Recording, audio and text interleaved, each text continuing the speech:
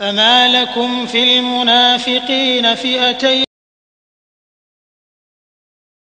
كسبوا أتريدون أن تهدوا من أضل الله ومن يضلل الله فلن تجد له سبيلا ودوا لو تكفرون كما كفروا فتكونون سواء فلا تتخذوا منهم أولياء حتى يهاجروا في سبيل الله فإن تولوا فخذوهم واقتلوهم حيث وجدتموهم ولا تتخذوا منهم وليا ولا نصيرا إلا الذين يصلون إلى قوم بينكم وبينهم ميثاق أو جاءوكم حصرت صدورهم أن يقاتلوكم أو يقاتلوا قومهم ولو شاء الله لسلطهم عليكم. السلام عليكم ورحمة الله وبركاته. கண்ணியத்திற்குரிய எல்லாம் வல்ல அல்லாஹ் ஜல்ல ஷானஹு தஆலாவின் நல்லடியார்களே, இஸ்லாத்தை அதன் தூய்மையான வடிவத்திலே அறிந்து கொள்ள வேண்டும் என்ற ஒரே நோக்கத்தில் நாம் எல்லாம் இங்கே குழுமியிருக்கிறோம். இந்த நிகழ்ச்சியிலே இறுதி நபித்துவம் என்ற தலைப்பு தந்திருக்கிறார்கள். இறுதி நபித்துவம் என்று சொன்னால் மனிதர்களுக்கு நல்வழி காட்டுவதற்காக நபிமார்களை அனுப்பி வந்த இறைவன் முஹம்மது ஸல்லல்லாஹு அலைஹி வஸல்லம் அவர்களை கடைசி நபியாக அனுப்பி அவர்களுக்கு பிறகு எந்த நபியும் ரசூலும் வரமாட்டார் என்று முத்திரையிட்டு விட்டான். இதை விளக்குவதுதான் இறுதி நபித்துவம். இறுதி நபித்துவம் என்றால் நபிகள் நாயகம் ஸல்லல்லாஹு அலைஹி வஸல்லம் அவர்களுக்கு முன்னர் எப்படி நபிமார்கள் தொடர்ச்சியாக வந்து கொண்டிருந்தார்களோ அதுபோல நபிகள் நாயகம் ஸல்லல்லாஹு அலைஹி வஸல்லத்திற்கு பிறகு வரமாட்டார்கள், வர தேவையில்லை, இறுதி நபியாக அவர்கள் ஆக்கப்பட்டு விட்டார்கள். இதை விளக்குவதுதான் இந்த தலைப்புடைய நோக்கம். இதை ஏன் இப்ப விளக்க வேண்டும் என்று சொன்னால், நம்முடைய முன்னோர்கள், இஸ்லாத்தை நமக்கு சொல்லித் தந்த முன்னோர்கள், நம்முடைய அடிப்படை மூல மந்திரமாக இருக்கிற, கொள்கையாக இருக்கிற லா இலாஹ இல்லல்லாஹ் என்பதையும் முஹம்மது ரசூலுல்லாஹ் என்பதையும் சரியான முறையில் நமக்கு சொல்லித் தரவில்லை. லா இலாஹ இல்லல்லாஹ் என்றால் வணக்கத்திற்குரியவன் அல்லாஹ்வை தவிர யாரும் இல்லை, அல்லாஹ்வை தவிர யாரையும் வணங்க மாட்டோம், அல்லாஹ்வுடைய இடத்துல யாரையும் வைக்க மாட்டோம், இது இந்த கலிமாவுடைய அர்த்தம். இத முரண்பாடு இல்லாம தெளிவான முறையில மக்களுக்கு சொல்லி இருப்பார்களேயானால் செத்து போன ஆளை வணங்கக்கூடிய ஒரு நிலை இந்த சமுதாயத்தில் உண்டாயிருக்குமா? உண்டாயிருக்காது. உயிரோடு இருக்கக்கூடியவனை எல்லாம் வந்து மகான் பெரியார் என்று சொல்லி அவன் காலில் விழுந்து கும்பிடக்கூடிய நிலைமை உண்டாயிருக்குமா? உண்டாயிருக்காது. கொடிமரங்களையும் இன்ன பிற பொருள்களையும் புனிதமானவை என்று கருதி வழிபடக்கூடிய நிலைமை உண்டாயிருக்குமா? லா இலாஹ இல்லல்லாஹ்ங்கிறது உள்ள நுழைஞ்சா இதெல்லாம் வெளியேறிடும். இதெல்லாம் யாருடைய உள்ளத்துல இருந்ததோ அவர்கள் உள்ளத்துல லா இலாஹ இல்லல்லாஹ் நுழைஞ்ச உடனே இதெல்லாம் விரட்டி அடித்து விட்டது. இதெல்லாம் இருந்தது. மக்காவில் இருந்த காபிர்களுடைய உள்ளத்துல பெரியார்கள் மீது பக்தி இருந்தது, மகான்கள் மீது பக்தி இருந்தது, அல்லாஹ் அல்லாதவர்களை எல்லாம் வணங்கலாம் என்ற நம்பிக்கை இருந்தது. அவங்க உள்ளத்துல இந்த லா இலாஹ இல்லல்லாஹ் போன உடனே இதெல்லாம் முழுசாக வெளியேற்றப்பட்டு விட்டது. ஆனா நம்ம லா இலாஹ இல்லல்லாஹ் உள்ளத்துல இருக்கிறவனே எப்படி இருக்கிறான் என்று கேட்டால், லா இலாஹ இல்லல்லாஹ்ங்கறான், அங்க போய் நாகூர்ல போய் கும்பிடுறான். லா இலாஹ இல்லல்லாஹ்ங்கறான், இருட்டு திக்ர் செய்யறான். லா இலாஹ இல்லல்லாஹ்ங்கறான், யா முஹிதீன் திக்ர் செய்யறான், யா முஹம்மதுன்னு திக்ர் செய்யறான். அப்ப லா இலாஹ இல்லல்லாஹ் என்று ஒரு பக்கம் சொல்லிக்கொண்டு அல்லாஹ்வுடைய இடத்துல மனிதர்களையும் இன்ன பிற படைப்புகளையும் வைக்கக்கூடிய நிலைமை நீங்கள் பார்க்கிறீர்கள். இதுக்கு என்ன காரணம்? லா இலாஹ இல்லல்லாஹ் ஒரு மந்திரம், அதனுடைய உள் அர்த்தத்தை உள்வாங்கி கொண்டு நம்பக்கூடிய வகையில் இந்த சமுதாயத்தை அவங்க பயிற்றுவிக்கவில்லை. இவங்களே லா இலாஹ இல்லல்லாஹ் என்று சொல்வார்கள், அதுக்கு மாற்றமாகவும் அவர்களை சொல்வார்கள். யார் லா இலாஹ இல்லல்லாஹ்வை சொல்லிக் கொடுக்கிறார்களோ அவர்களை எப்படியும் சொல்வார்கள், அல்லாஹ் ரசூல் ரசூல் தான் அல்லாஹ் என்று சொல்வார்கள். எந்த அளவுக்கு எல்லாம் சொல்லி இருக்கிறார்கள் என்று கேட்டா, அல்லாஹ் வந்து ஜிப்ரீலை கூப்பிட்டானாம். கூப்பிட்டு நீ போய் வஹியை கொடுத்துட்டு வா, இந்த ஹிரா குகையில ஒருத்தர் இருப்பாரு அவர்கிட்ட கொண்டே கொடுத்துட்டு வா அப்படின்னு சொல்லி அல்லாஹ் சொன்னானாம். ஜிப்ரீல் அலைஹிஸ்ஸலாம் வந்தாங்களாம். வந்து பார்த்து அங்கே அல்லாஹ் இருக்கானாம். அது அல்லாஹ் வந்து அங்கே இருந்து போய் ஹிராவுல கொடுத்துருவான்னு சொன்னானாம். ஜிப்ரீல் அலைஹிஸ்ஸலாம் வந்து ஹிராவுல வந்தா அங்கே அல்லாஹ் இருக்கானாம். உடனே மர அங்க போனாராம். நீ ஒரு ஆள்கிட்ட கொடுக்க சொன்ன, அங்க போனா நீ தான் அங்க இருக்கிற என்று. அப்ப இப்படி எல்லாம் சொல்லி பயான், இதெல்லாம் கதை இல்லை, இதெல்லாம் சும்மாவுடைய பயான், இதெல்லாம் இஸ்லாமிய மேடைகளுடைய சொற்பொழிவு. அப்ப அல்லாஹ் ரசூல் தான் அல்லாஹ். அப்ப கூட நம்ம கேட்டாங்க, கிறுக்கு பெயர்களா சொல்றத ஒழுங்காக சொல்ல மாட்டீங்களா? இங்க வந்தார்ல, அங்க அல்லாஹ் இருந்தா அங்கே கேட்க வேண்டியதானே? நீ என்னப்பா இங்க இருக்க மரம் அங்க போய் கேட்கணும்? அது சொல்றத கூட இங்க இருந்து வந்துட்டு மரம் அங்க போய் கேட்கிறாரு. அப்ப இங்கே அல்லாஹ் இருந்தான்னு சொன்னா என்னப்பா கொடுக்க சொன்ன, இங்க நீ இருக்கிறிய அப்படின்னு இங்கே கேட்டுக்கலாம்ல.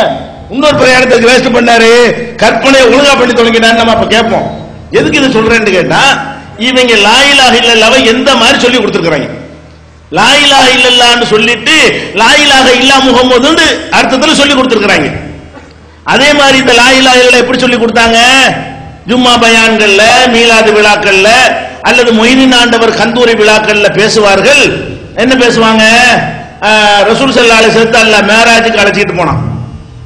மேராஜுக்கு அழைச்சிட்டு போகும் பொழுது அல்லாஹ்ட்ட உரையாடுறாங்க ரசூல் ஸல்லல்லாஹு அலைஹி வஸல்லம். அப்ப அல்லாஹ் என்ன சொல்றானா, மெதுவா பேசு. ரசூல் ஸல்லல்லாஹு அலைஹி வஸல்லம் அல்லாஹ் சொல்றான் மேராஜ் உரையாட. இதெல்லாம் பயான்ங்க. இது லா இலாஹ இல்லல்லாஹ்னு ஒரு பக்கம் சொல்லிக் கொண்டு மார்க்க அறிஞர்கள் செய்த பயான் இது. எப்படி பயானே?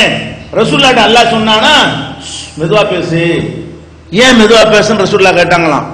தொட்டில்ல முஹீதீன் தூங்கிட்டு இருக்கிறாரு, அங்க பக்கத்துல தொட்டில் கட்டி முஹீதீன் ஆண்டவர் தூங்கிட்டு இருக்கிறாராம், அவருக்கு டிஸ்டர்ப் பண்ணாத. அப்படின்னா முஹீதீன் வந்து அல்லாஹ்வுடைய மகன். நீங்க என்ன சொல்ல வர்றாங்க?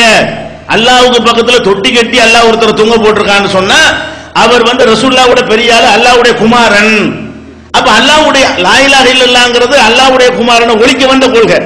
இந்த லா இலாஹ இல்லல்லாஹ்வை சொன்ன உடனே அல்லாஹ்வுடைய குமாரன் என்று சொன்னவர்கள் தான் கடுமையாக நபி ஸல்லல்லாஹு அலைஹி வஸல்லம் அவர்களை எதிர்த்தார்கள். அந்த லா இலாஹ இல்லல்லாஹ்வுக்கு சொல்லிக் கொண்டு இவர்கள் என்ன செய்கிறார்கள்? தொட்டில்ல வந்து மொய்தீன் தூங்குறாரு. அப்ப நமக்கு லா இலாஹ இல்லல்லாஹ் எப்படி சொல்லி தந்திருக்காங்க விளங்குதா? இந்த லா இலாஹ இல்லல்லாஹ்வை சொல்லி தந்தார்கள். எப்படி சொல்லி தந்தாங்க? அதுக்கு அர்த்தமே இல்ல, அதுக்கு ஒரு கருத்துமே இல்ல, அதை சும்மா சொல்லிக்க, எதை வேணாலும் வணங்கிக்க. இப்படிதான் நம்முடைய உள்ளத்தில் என்ன செய்தார்கள்? லா இலாஹ இல்லல்லாஹ் என்கிற நம்பிக்கை. நிறைய கதைகள் இருக்கிறது. இந்த லா இலாஹ இல்லல்லாஹ்வுக்கு மாற்றமாக என்னவெல்லாம் செய்தார்கள் என்பதற்கு அவ்வளவு கதை. இந்த மௌலிது ஓதுறாங்களே, அந்த மௌலிதுல என்ன சொல்றான்? லா இலாஹ இல்லல்லாஹ்வுக்கு மாத்தமா தான ஓதுறான். ஒமை யுனாதி சிமி அல்ஃபம் பி கல்வத்திஹி அஸ்மம் பி ஹிம்மத்திஹி சர்மன்லி அஃபுவத்திஹி அஜப்துஹு முஸ்ரியம் மின் அஜ்லி தாவத்திஹி ஃபல்யது யா அப்துல் காதிர் முஹிதீனி என்று மௌலிதுல படிக்கிறான், யாக்குத்துபான்னு படிக்கிறான். இதுக்கு என்ன அர்த்தம்? என்னுடைய பெயரை, என்னுடைய பெயர் அல்லாஹ்வுடைய பெயர் இல்ல, அப்துல் காதிர் ஜீலானி சொல்றாராம். அவர் சொல்றாரு, என்னுடைய பெயரை எவன் தனிமையில 1000 முறை பயபக்தியோடு உச்சரிக்கிறானோ அவனுக்கு வந்து உடனடியாக நான் பதிலளிப்பேன். எனவே அவன் வந்து யா முஹிதீனை என்று அழைக்கட்டும், 1000 முறை அழைக்கட்டும் அப்படின்னு சொல்லி அவர் சொன்னாருங்கிறீங்க. இப்படி 1000 முறை திரும்ப திரும்ப உருப்போடுவது, திக்ர் செய்வது என்பது ஒரு வணக்கம் தானே. அல்லாஹ்வை தவிர வணக்கத்துக்குரியவன் யாரும் இல்லைங்கிறீங்க, அப்புறம் அவரை வணங்கலாங்கிறீங்க. உட்கார்ந்தா யா முஹிதீன்கிறீங்க, நின்றா யா முஹிதீன்கிறீங்க, பிரசவ வேதனை வந்தால் யா முஹிதீன்கிறீங்க, பள்ளிவாசலுக்கு பேரே மொய்தீன் ஆண்டவர் பள்ளிவாசல்ங்கிறீங்க. நாட்டில் உள்ள எல்லா பள்ளிவாசலும் என்ன பேரு? மொய்தீன் ஆண்டவர் பள்ளிவாசல்ல லெட்டர் பேட் அடிக்கிறான். அப்ப நான் அந்த பள்ளிவாசல் வந்து முஹிதீனை வணங்குவதற்கு கட்டப்பட்டதுங்கிற அளவுக்கு ஆக்கி வச்சிருக்கேன் இல்லையா? அப்ப நீ ஒழுங்கான முறையில நம்முடைய மார்க்க அறிஞர்களா இருந்தவர்கள் லா இலாஹ இல்லல்லாஹ்வை சொல்லிக் கொடுத்து இருந்தால் இந்த நிலை வந்திருக்காது, லா இலாஹ இல்லல்லாஹ்வுக்கு இடைஞ்சல் வந்திருக்காது. இன்னைக்கு தௌஹீத்காரன் எவனாச்சும் தர்காவுக்கு போவானா? எவங்க எல்லாச்சும் உழுவானா? யா முஹிதீன் கூப்பிடுவானா? யா முஹம்மது கூப்பிடுவானா? அப்ப லா இலாஹ இல்லல்லாஹ் என்பது எப்படி உள்ளத்துல நுழைய வேண்டுமோ, எப்படி நபிகள் நாயகம் ஸல்லல்லாஹு அலைஹி வஸல்லம் அவர்களால் அந்த சமுதாயத்தினுடைய உள்ளத்துல வந்து கொண்டு செல்லப்பட்டதோ அந்த மாதிரி அந்த வீரியத்தோட அந்த கருத்தோட அந்த ஆழத்தோட உள்ளத்துல பதிய வைத்தால் இந்த மாதிரி தௌஹீதை தனியா சொல்வதற்கு வேலையே இல்லை. இந்த லா இலாஹ இல்லல்லாஹ் முஸ்லிம் அல்லாத மக்களுக்கு போய் சொல்லிட்டு இருப்போம். இப்ப நம்ம வேலை முக்காவாசிகள் எங்க ஓடுது? இவங்க மட்டும் ஒழுங்கா இருந்தாங்கன்னா என்ன செய்ய பண்ண முடியும்? வேலையெல்லாம் லா இலாஹ இல்லல்லாஹ்வை இந்து சகோதரர்களுக்கு, கிறிஸ்தவ சகோதரர்களுக்கு, வேற நாத்திக சகோதரர்களுக்கு அவங்களுக்கெல்லாம் போய் சொல்றதுக்கு நமக்கு நேரம் இருக்கிறதா? இவனுக்கு லா இலாஹ இல்லல்லாஹ்வை சொல்லி கொடுக்கறதுலே நம்முடைய நேரங்கள் எல்லாம் போய் கொண்டிருக்கிறதை நம்ம பார்க்கிறோம். முக்காவாசி நேரம் அவனுக்கு பயன்படுத்துறோம், முக்காவாசி இவர்களுக்கு தான் சொல்ல வேண்டிய நிலைமை. அடுத்து இன்னொரு அம்சம் என்ன? லா இலாஹ இல்லல்லாஹ் இந்த மாதிரி ஆக்கிவிட்டாங்களா, முகமது ரசூலுல்லாஹ்ங்கிறது இந்த மாதிரி நாசமாக்கி விட்டாங்க. அத சரியா சொல்லி இருந்தா இறுதி நபி தோண்டுங்க ஒரு மாநாட்டுக்கு வேலை இல்ல. இந்த மிர்சாங்கிற பொய்யன் வந்து உருவாகி இருக்க முடியாது, வந்த செருப்பு கலட்டி அடிச்சிருப்பாங்க. அந்த மாதிரியான ஒரு நிலைமை வந்து ஏற்பட்டு இருக்கும். அதுக்கு என்ன காரணம்? முகமது ரசூலுல்லாஹ் என்பதையும் அது ஒரு மந்திர சொல்லாக சொன்னார்களே தவிர, அது ஒரு அர்த்தமற்ற சொல்லாக சொன்னார்களே தவிர, அதை எப்படி முகமது ரசூலுல்லாஹ் எப்படி நம்பணும், என்ன மாதிரி நம்புமாறு இந்த மார்க்க நமக்கு சொல்லி தருகிறது என்று அவர்கள் சொல்லிக் கொடுக்கவே இல்லை. முகமது ரசூலுல்லாஹ் என்று சொல்வார்கள், அதுக்கு என்ன அர்த்தம்? அல்லாஹ்விடம் இருந்து செய்தியை பெறக்கூடிய தூதராக முகமது நபி இருக்கிறார்கள், அதன் அர்த்தம். ரசூலுல்லாஹ் என்ன அர்த்தம்? ஒரு ஆளுடைய தூதர் என்று சொன்னா, என்னுடைய தூதராக ஒரு ஆளை நியமித்தால் என்னுடைய செய்தி அவர் மூலமா போய் சேரும் அர்த்தம்.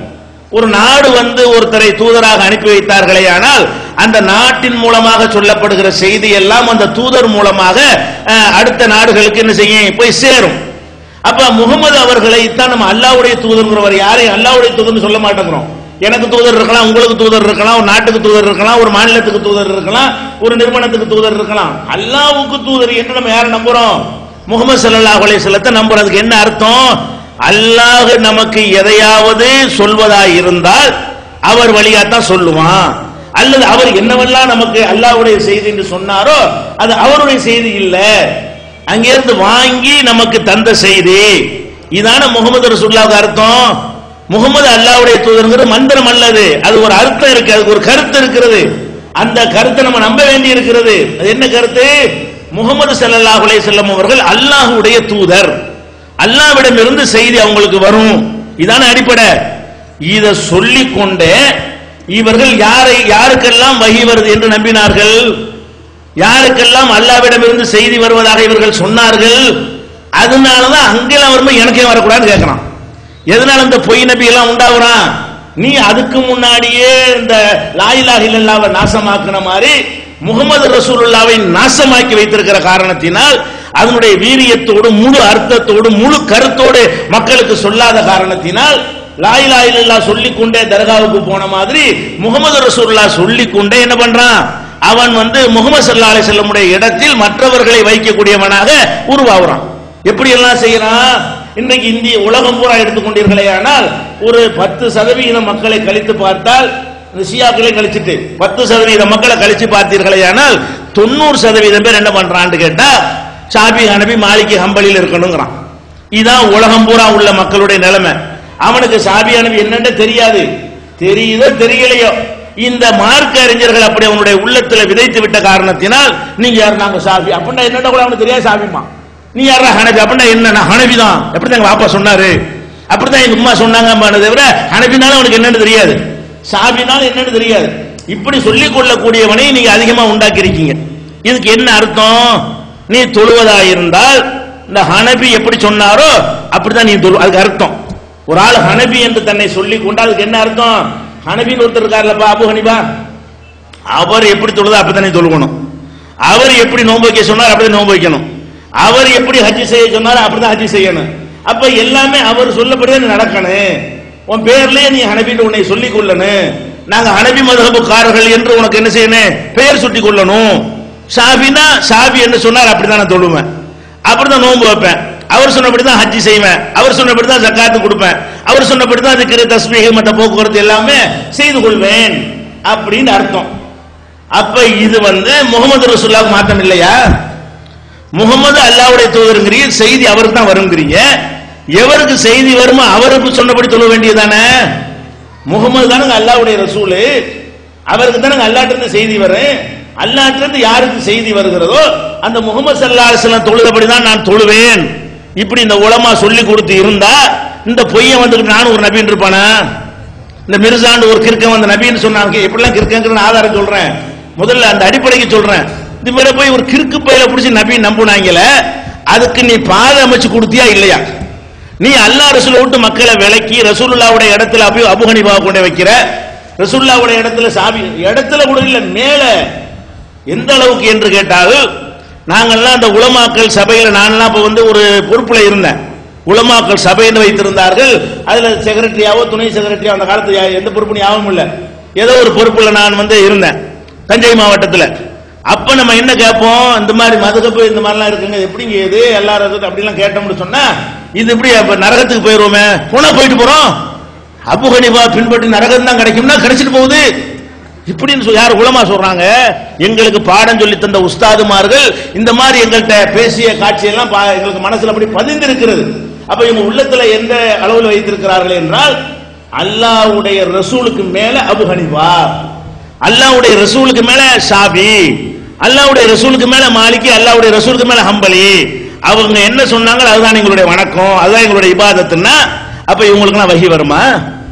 எப்படி தொழுவணுங்கிற ஒரு விஷயம் அல்லாஹ்விடம் இருந்து அபு ஹனீஃபாவுக்கு வருமா? அல்லாஹ்விடம் இருந்து ஷாபிக்கு வருமா? நீ வாசல திறக்கறியா இல்லையா? ஒரு பெரிய இந்த முல்லை பெரியார் டேம் இருக்குது, லேசா அப்படி விரிசல் விட்டவனே உடைஞ்சிடும் அரைஞ்சிடும் நடுங்கிறானே. அப்ப அப்படித்தானே ஒரு கம்மாய் இருக்குது, ஒரு ஆறு இருக்குது, ஒரு கேணி இருக்குன்னு சொன்னா அதுல லேசா ஒரு ஓட்டை விட்டு பாருங்களேன், அது போதும். லேசா ஒரு ஓட்டை விட்டு தண்ணி வர வந்துச்சுன்னா அரிச்சுக்கிட்டு மொத்தமே என்ன செய்யறேன், ஊரை அழிச்சு நாசமாக்கிறோம். அப்படித்தான் இந்த முல்லை பெரியார் சொல்லி பயங்காட்டிட்டு இருக்கிறாங்க. அதுக்குள்ள நம்ம போக வேண்டியது இல்ல. நீ அந்த மாதிரி இந்த ஷாபி ஹனபின் ஓட்டை ஓட்டை போட்டு வச்சுன்னு சொன்னா அப்ப உடைஞ்சு போயிருமா இல்லையா? இல்ல அழிஞ்சு நாசமாயிருமா இல்லையா? அப்ப நீங்க இந்த இறுதி நபித்துவம் எப்படி நீங்க பேசுறீங்க? நபிகள் நாயக இடத்துல நீ வந்து பெருசா குலாம வைக்கலாம்னு நீ வச்சு நீ தான் இப்ப காட்டிருக்கிற. அபு ஹனீஃபா வைக்கலாம், அதுக்கு ஒரு ஆளா வைக்க கூடாதுன்னா யாரையும் தான் வைக்க கூடாது.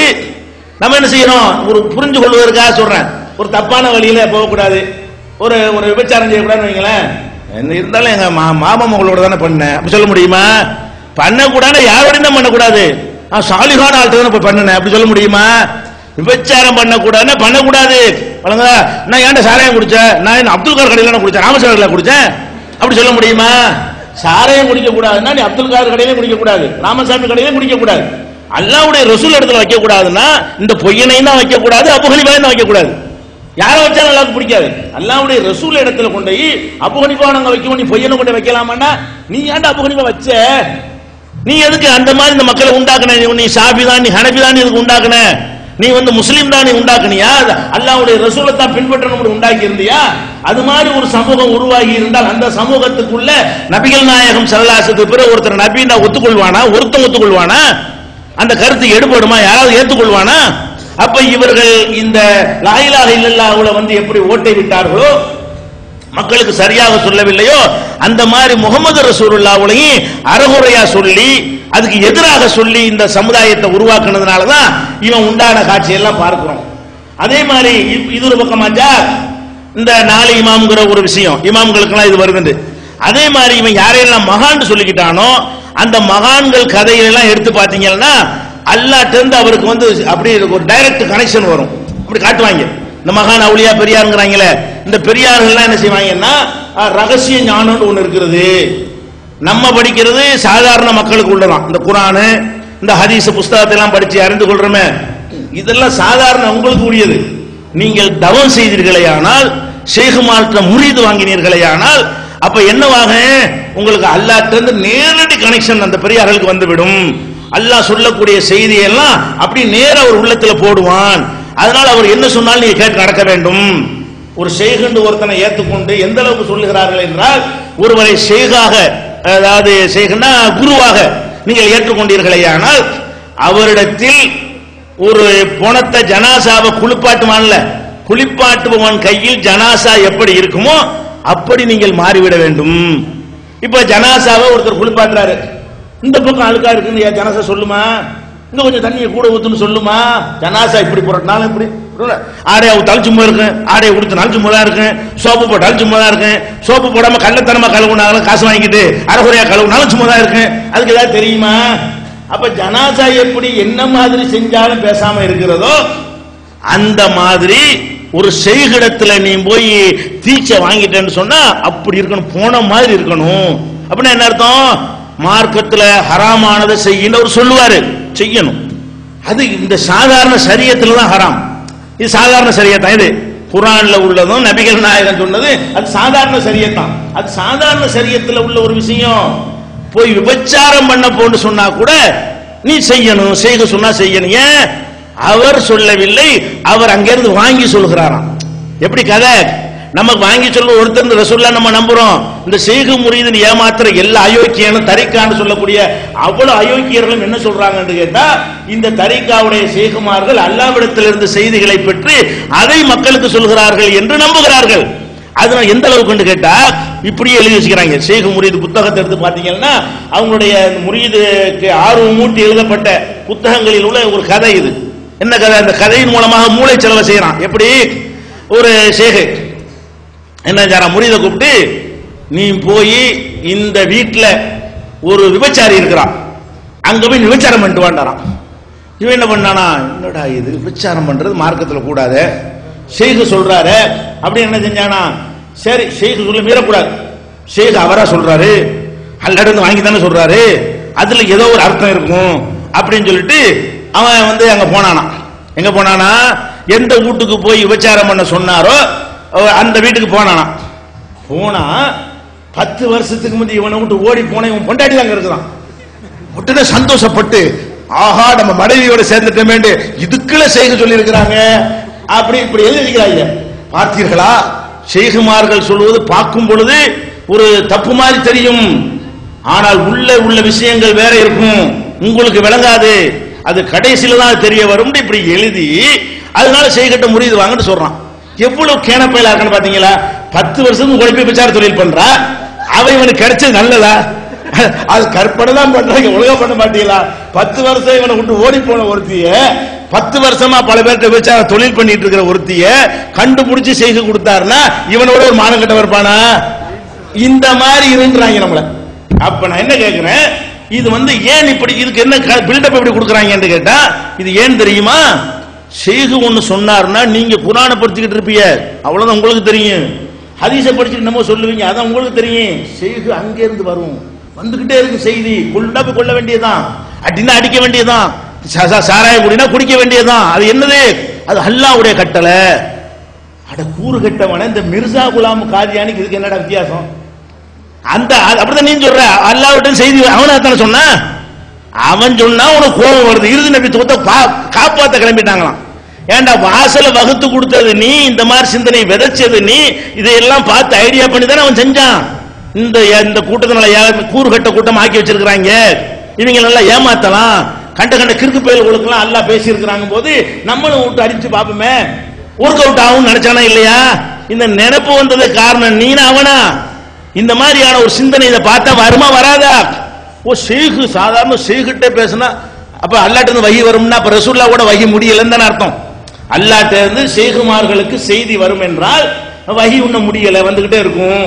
இவங்களோட அல்லாஹ் நேரடியா, இவங்க அல்லாஹ்வுடைய ரசூலு, வார்த்தையை சொன்னா தான் ரசூலா, நான் இறைவனின் தூதர்னு சொன்னா தான் ரசூலா. ஒருத்தன் அந்த வார்த்தையை சொல்லாம நான் இப்போது இறைவனிடமிருந்து ஒரு செய்தியை கொண்டு வந்திருக்கிறேன்றான், அவனு ரசூல் தான் சொல்றான்.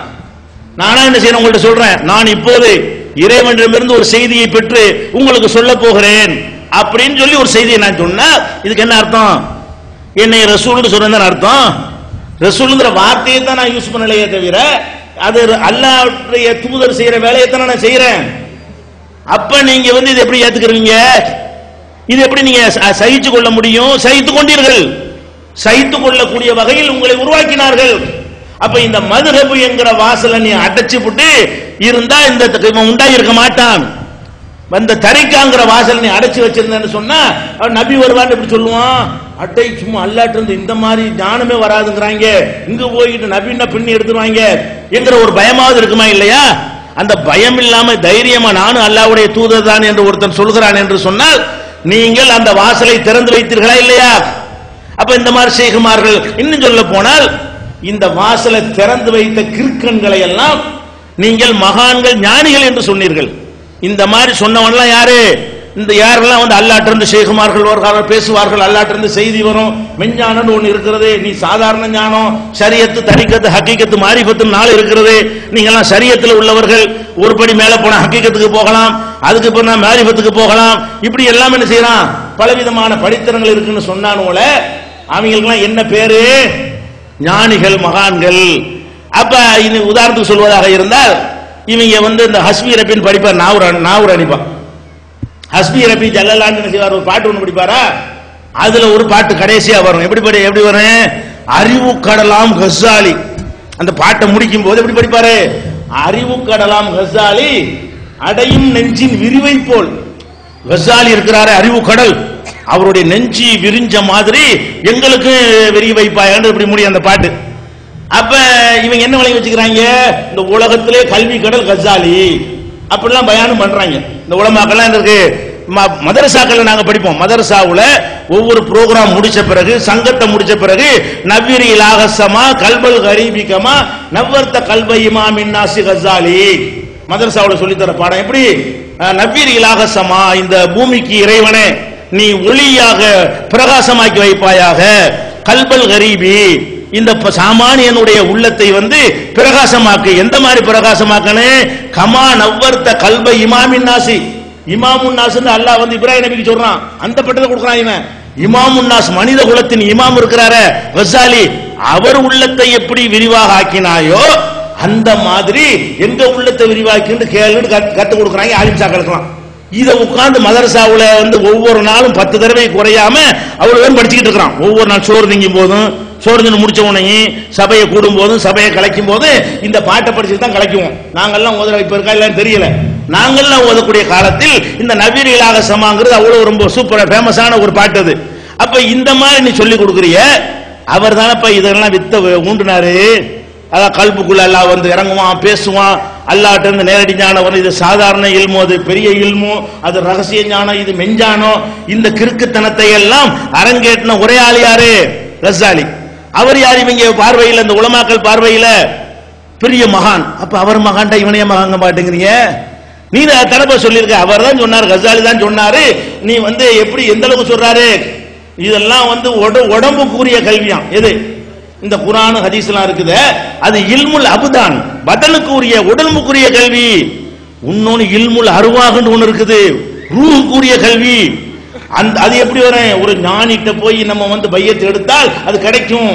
அப்படியே நீ அல்லாஹ்வுக்காக உன்னை அர்ப்பணித்து கொண்டு வரும் பொழுது கல்பு வந்து அப்படி கண்ணாடி மாதிரி ஆயிரும். கண்ணாடி மாதிரி ஆனால், கண்ணாடினா முகம் பார்க்கிற கண்ணாடி, இந்த கண்ணாடி இல்ல, முகம் பார்க்கிற கண்ணாடி மாதிரி என்ன செஞ்சு ஆகிவிடும். அப்படி ஆனால் அங்க அல்லாஹ்ட்ட இருக்கிற எல்லாம் இங்க தெரியும். அங்க அல்லாஹ்விடத்துல என்னென்ன நடந்து கொண்டிருக்கிறதோ அது எல்லாம் கண்ணாடியில தெரியும். ஒரு முகம் பார்க்கிற கண்ணாடி இப்படி வச்சு பார்த்தா நீங்க தெரிவிங்கல்ல, அந்த மாதிரி உள்ள ஆகிவிடும். அப்ப அல்லாஹ்ட்ட இருந்து மெசேஜ் அப்படி வரும். இப்படி பார்த்து நம்மளே பார்த்து சொல்லிக்கிற வேண்டியதான். நம்மளை குனிஞ்சி பார்த்துட்டு இந்த அல்லாஹ் வருவான், இந்த ஜிப்ரீல் அங்க நிக்கிறாருன்னு சொல்ல வேண்டியதான். இந்த மாதிரி நியூஸ் கிடைக்கும் எழுதி வச்சுக்கிறாரு, இஹ்யா உலுமுதீன்ங்கிற கிதாபுல எழுதி வச்சிருக்கிறாரு. அப்ப இதுக்கு இந்த மிர்சா குலாம் நான் நபி நானே என்ன வேறுபாடு? அல்லாஹ்ட்ட இருந்து செய்தி வரும்னு சொந்தம் கொண்டாடுனானே, இவன் சொன்ன மாதிரி தானே இந்த கஸ்ஸாலிங்கிறாலும் சொல்லியிருக்காரு. அவரை நீங்க என்ன பண்றீங்க, அவரை இமாமுன் நாஸ்ங்கிறீங்க, பெரிய மாமேதைங்கிறீங்க. உலகத்திலே அவருக்கு இதயத்தை விரிவாக்கின மாதிரி யாருக்கு அல்லாஹ் விரிவாக்கலங்கிறீங்க, தான் விரிவாக்குறதா? இது வந்து இது மடமையா இல்மா அறிவா?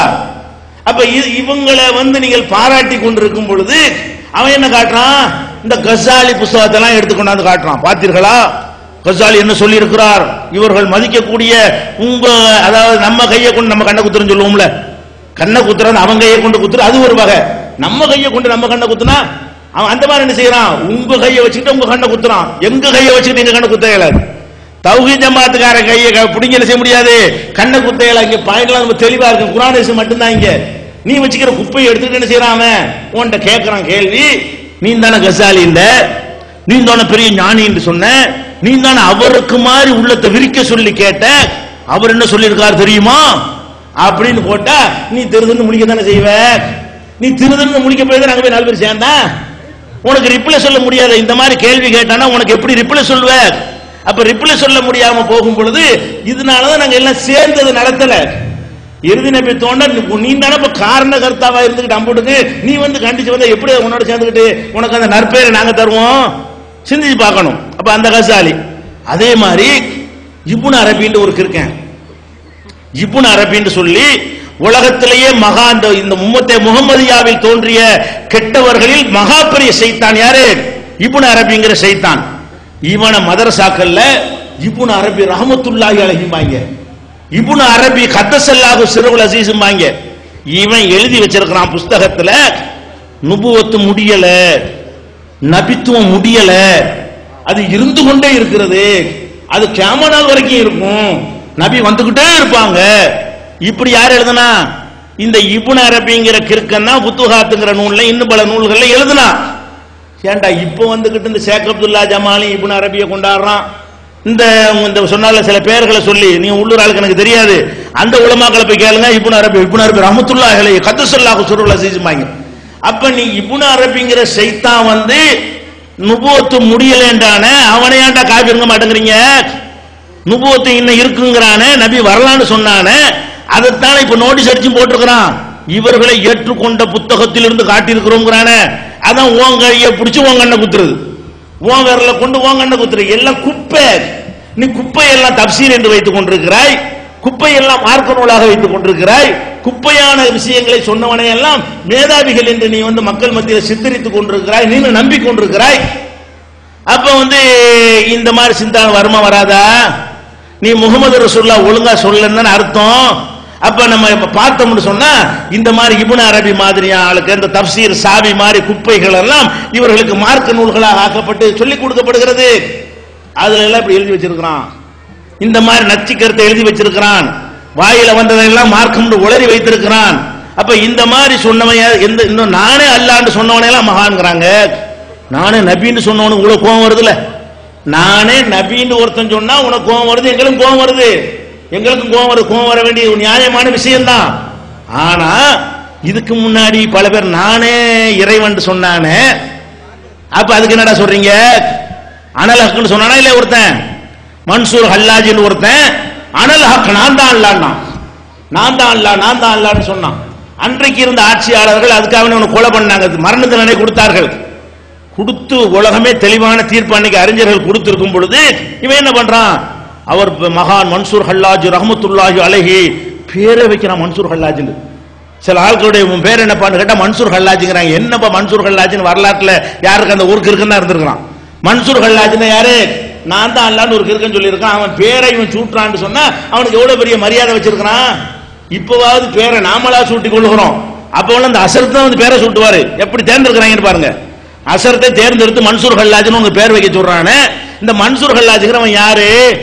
அவன் ஒரு முஸ்லிம் அல்லாத ஒருத்தன், இஸ்லாத்தை விட்டு வெளியேறியவன், ஃபிரௌன். இந்த சமுதாயத்து ஃபிரௌன் யாரு? மன்சூர் ஹல்லாஜ் என்பவன். நான் தான் அல்லாட்டா தானே ஃபிரௌன் தான் சொன்னா, ஆனா ரப்புக்கும் அல்லான்னு சொன்னான், நான் தான் உங்களுக்கு பெரிய கடவுள்னு சொன்னான். அதையே தான் மன்சூர் ஹல்லாஜ் சொன்னான். இவங்க என்ன பண்றாங்க? அது வந்து நீங்க வந்து ஷரியத்துல பார்த்தா அது வந்து குஃப்ரு தான். எப்படி அது பிரிக்கிறாங்க? ஷரியத்துல அது வந்து தப்பு தான். ஆனா மெஞ்ஞான் அப்படி ஊறி போய் அப்படியே தவத்துல இறங்கின உடனே அப்படியே ஒரு ஜதுப்பு நிலைக்கு வந்துருவாரு. ஜதுப்பு, அதுக்கு பேர் என்னவா ஜதுப்புன்னு சொல்றாங்க. அது ஜதுப்புனா பைத்தியம் அர்த்தம். அப்ப ஜதுப்பு நிலைக்கு வந்து அவர்கள் அது மாதிரி சொல்லுவார்கள், அவர்களை அல்லாஹ்வாக மாறி விடுவார்கள். அது மாதிரி மாறுவது வந்து உங்களுக்கு ஷரியத்துல நீங்க செஞ்சது சரிதான், ஆனா அவங்க மகான்கள் தான், அவங்க பெரியார்கள் தான், அவங்கள்ட்ட அல்லாஹ் தான் வந்து அதை சொன்னான் என்று இன்னைக்கும் பேசக்கூடிய, மதரசாவில் பாடம் நடத்தக்கூடிய, பயான்களில சொற்பொழிவு நிகழ்த்தக்கூடிய கூறு கெட்டவர்கள் இருக்கிறார்கள். ஏண்டா நான் தான் நபிங்கிறவன் மேல இவ்வளவு கோபம் வருது உனக்கு? நான் தான் அல்லாஹ் இருக்கிறான், அவன் மேல உனக்கு என்ன கோபம் வந்துச்சு? பா யஸீதுல் புஸ்தாமி, அபு யஸீதுல் புஸ்தாமின்னு ஒருத்தர் தான். அவனையும் இதே மாதிரி நினைச்சிருக்கிறாங்க. மூலது கிதாபுலாம் வரும், பல பட்டியல் வாசிக்கும் பொழுது பா யஸீதுல் புஸ்தாமின்னு சேர்த்துக்கிறாங்க. இவன் என்ன செஞ்சான்? அப்ப இவன் மாவில் ஜிப்பத்தி ஜுப்பாவில் அல்லாஹ் தான் இருக்கான்னு சொன்னான். இல்ல இல்லன்னா ஜுப்பாவில் இருக்கிறேன், ஜுப்பாவில் தான் அல்லாஹ் இருக்கான். இவன் எப்படி இருக்கான்னு பாருங்க. என் ஜுப்பாவில் அல்லாஹ் தான் இருக்கிறான், அல்லாஹ்னு வேற எங்கேயும் கிடையாது, பாக்கெட்ல இருக்காங்கறான். நம்ம சொல்லுவோம்ல தலைவர் நம்ம பாக்கெட்ல தான், அந்த மாதிரி என்னடா பெரிய அல்லாஹ், அல்லாஹ் நம்ம பாக்கெட்ல நான் சொல்றதை கேட்பானா? அல்லாஹ் சொல்ல நாங்க கேட்பானான்டான். யாரு? இந்த பாயசீதுல் அவன ரஹ்மத்துல்லாஹி அலைஹிங்கிறான். அப்ப அல்லாஹ் பாக்கெட்ல வச்சிருக்கான். இவ்வளவு கேவலமா சீப்பா பேசி இருக்கிறானே, அவன் வந்து இவனுக்கு நிகராக கண்டிக்கப்பட வேண்டியவனா இல்லையா? இந்த மிர்சா குலாம் என்ற அயோக்கியனுக்கு சமமாக அதுக்கு மேலாக கண்டிக்கப்பட வேண்டியவனா இல்லையா? கண்டிச்சீங்களா? நீங்க ரஹ்மத்துல்லாஹி அலைஹி கிண்டீங்களா? மூடுதல வச்சு அவனுக்கு புகழ் மாலை சூட்டுனீங்களா? அப்ப இந்த மாயதில் புஸ்தாமி அப்படி சொல்றீங்க. அதே மாதிரி இந்த தல்மசானின்னு ஒருத்தர் இருந்தான். அது மாதிரி இந்த இப்னு அரபி என்ன செய்யறான்னு கேட்டா அப்படி படிக்கிறான் பாட்டு. வயஅபுதுனி வஅபுதுஹு, இந்த நாய் படிக்கிறான். அவனை நான் வணங்குறேன், அவன் என்னை வணங்குறான். யாரு? இந்த ரஹ்மத்துல்லாஹி அலைஹிங்கறான் அந்த இப்னு அரபிக்கு இருக்கேன். இவன் சொல்றான் யஅபுதுனி வஅபுதுஹு, அவன் என்னைய வணங்குறான், நான் அவனை வணங்குறேன். நான் தான் அல்லாஹ், அல்லாஹ் தான் நாங்கறான். ஓ யஸ்ஜுதுனி வஅஸ்ஜுதுஹு, நான் அவனுக்கு செய்தா செய்றான், அவன் எனக்கு செய்தா செய்றான். அல்லாஹ் எனக்கு செய்தா செய்றான், நான் அல்லாஹ்வுக்கு செய்தா செய்றேன். நாங்க ரெண்டு ஒண்ணு தான். எல்லாம் எங்களுக்குள்ள ஒண்ணு வேற கிடையாது. நான் தான் அல்லாஹ், அல்லாஹ் தான் நாங்கறான். இவன் என்னடா பண்ணீங்க? இன்னைக்கு வரைக்கும் உங்களுடைய மதரசாக்கள் அவனுக்கு வைத்திருக்கிற இடம் என்ன? இன்னைக்கு வரைக்கும் உங்களுக்கு மதரசாவில் அவனுக்கு சொல்லக்கூடிய புகழ் மாலை என்ன? இதெல்லாம் செஞ்சு வாசலை திறந்து விட்டீங்கன்னு சொன்னா இன்னும் வரத்தான் செய்வான். இது அட்டனி முதல்ல ஓட்டை அடைச்சு பாரு, ஒரு பையன் வரமாட்டான் அப்படின்னு சொல்லி இந்த ஓட்டையை வைத்துக் கொண்டிருந்தால் இன்னும் எத்தனை கிளம்ப போறான்னு சொல்ல முடியாது. அந்த அளவுக்கு நீ ஓட்டை விட்டு வைத்திருக்கிறாய். அப்ப இந்த மாதிரி எல்லாம் சொன்னவர்களை எல்லாம் நீங்க தான் உண்டாக்கி வைத்திருக்க. உங்களுடைய மதுஹபும் உங்களுடைய தரீகாவும் உங்களுடைய பெரியார்கள் மகான்கள் என்று நீங்கள் மதிக்கக்கூடியவர்களும் இந்த மாதிரி கூறுகட்டவர்களாக மார்க்கத்தை விளங்காதவர்களாக இருந்த காரணத்தினால்தான் இன்னைக்கு முஸ்லிம்கள்ட்ட போய் இறுதி நபித்துவம் பேச வேண்டி இருக்கிறது. உனக்கும் பேச வேண்டி இருக்கிறது. இறுதி நபித்துவத்தை பேசுவதற்கு தௌஹீத் ஜமாஅத் கொள்கையில் உள்ளவனுக்கு தான் அருகதை இருக்கிறது.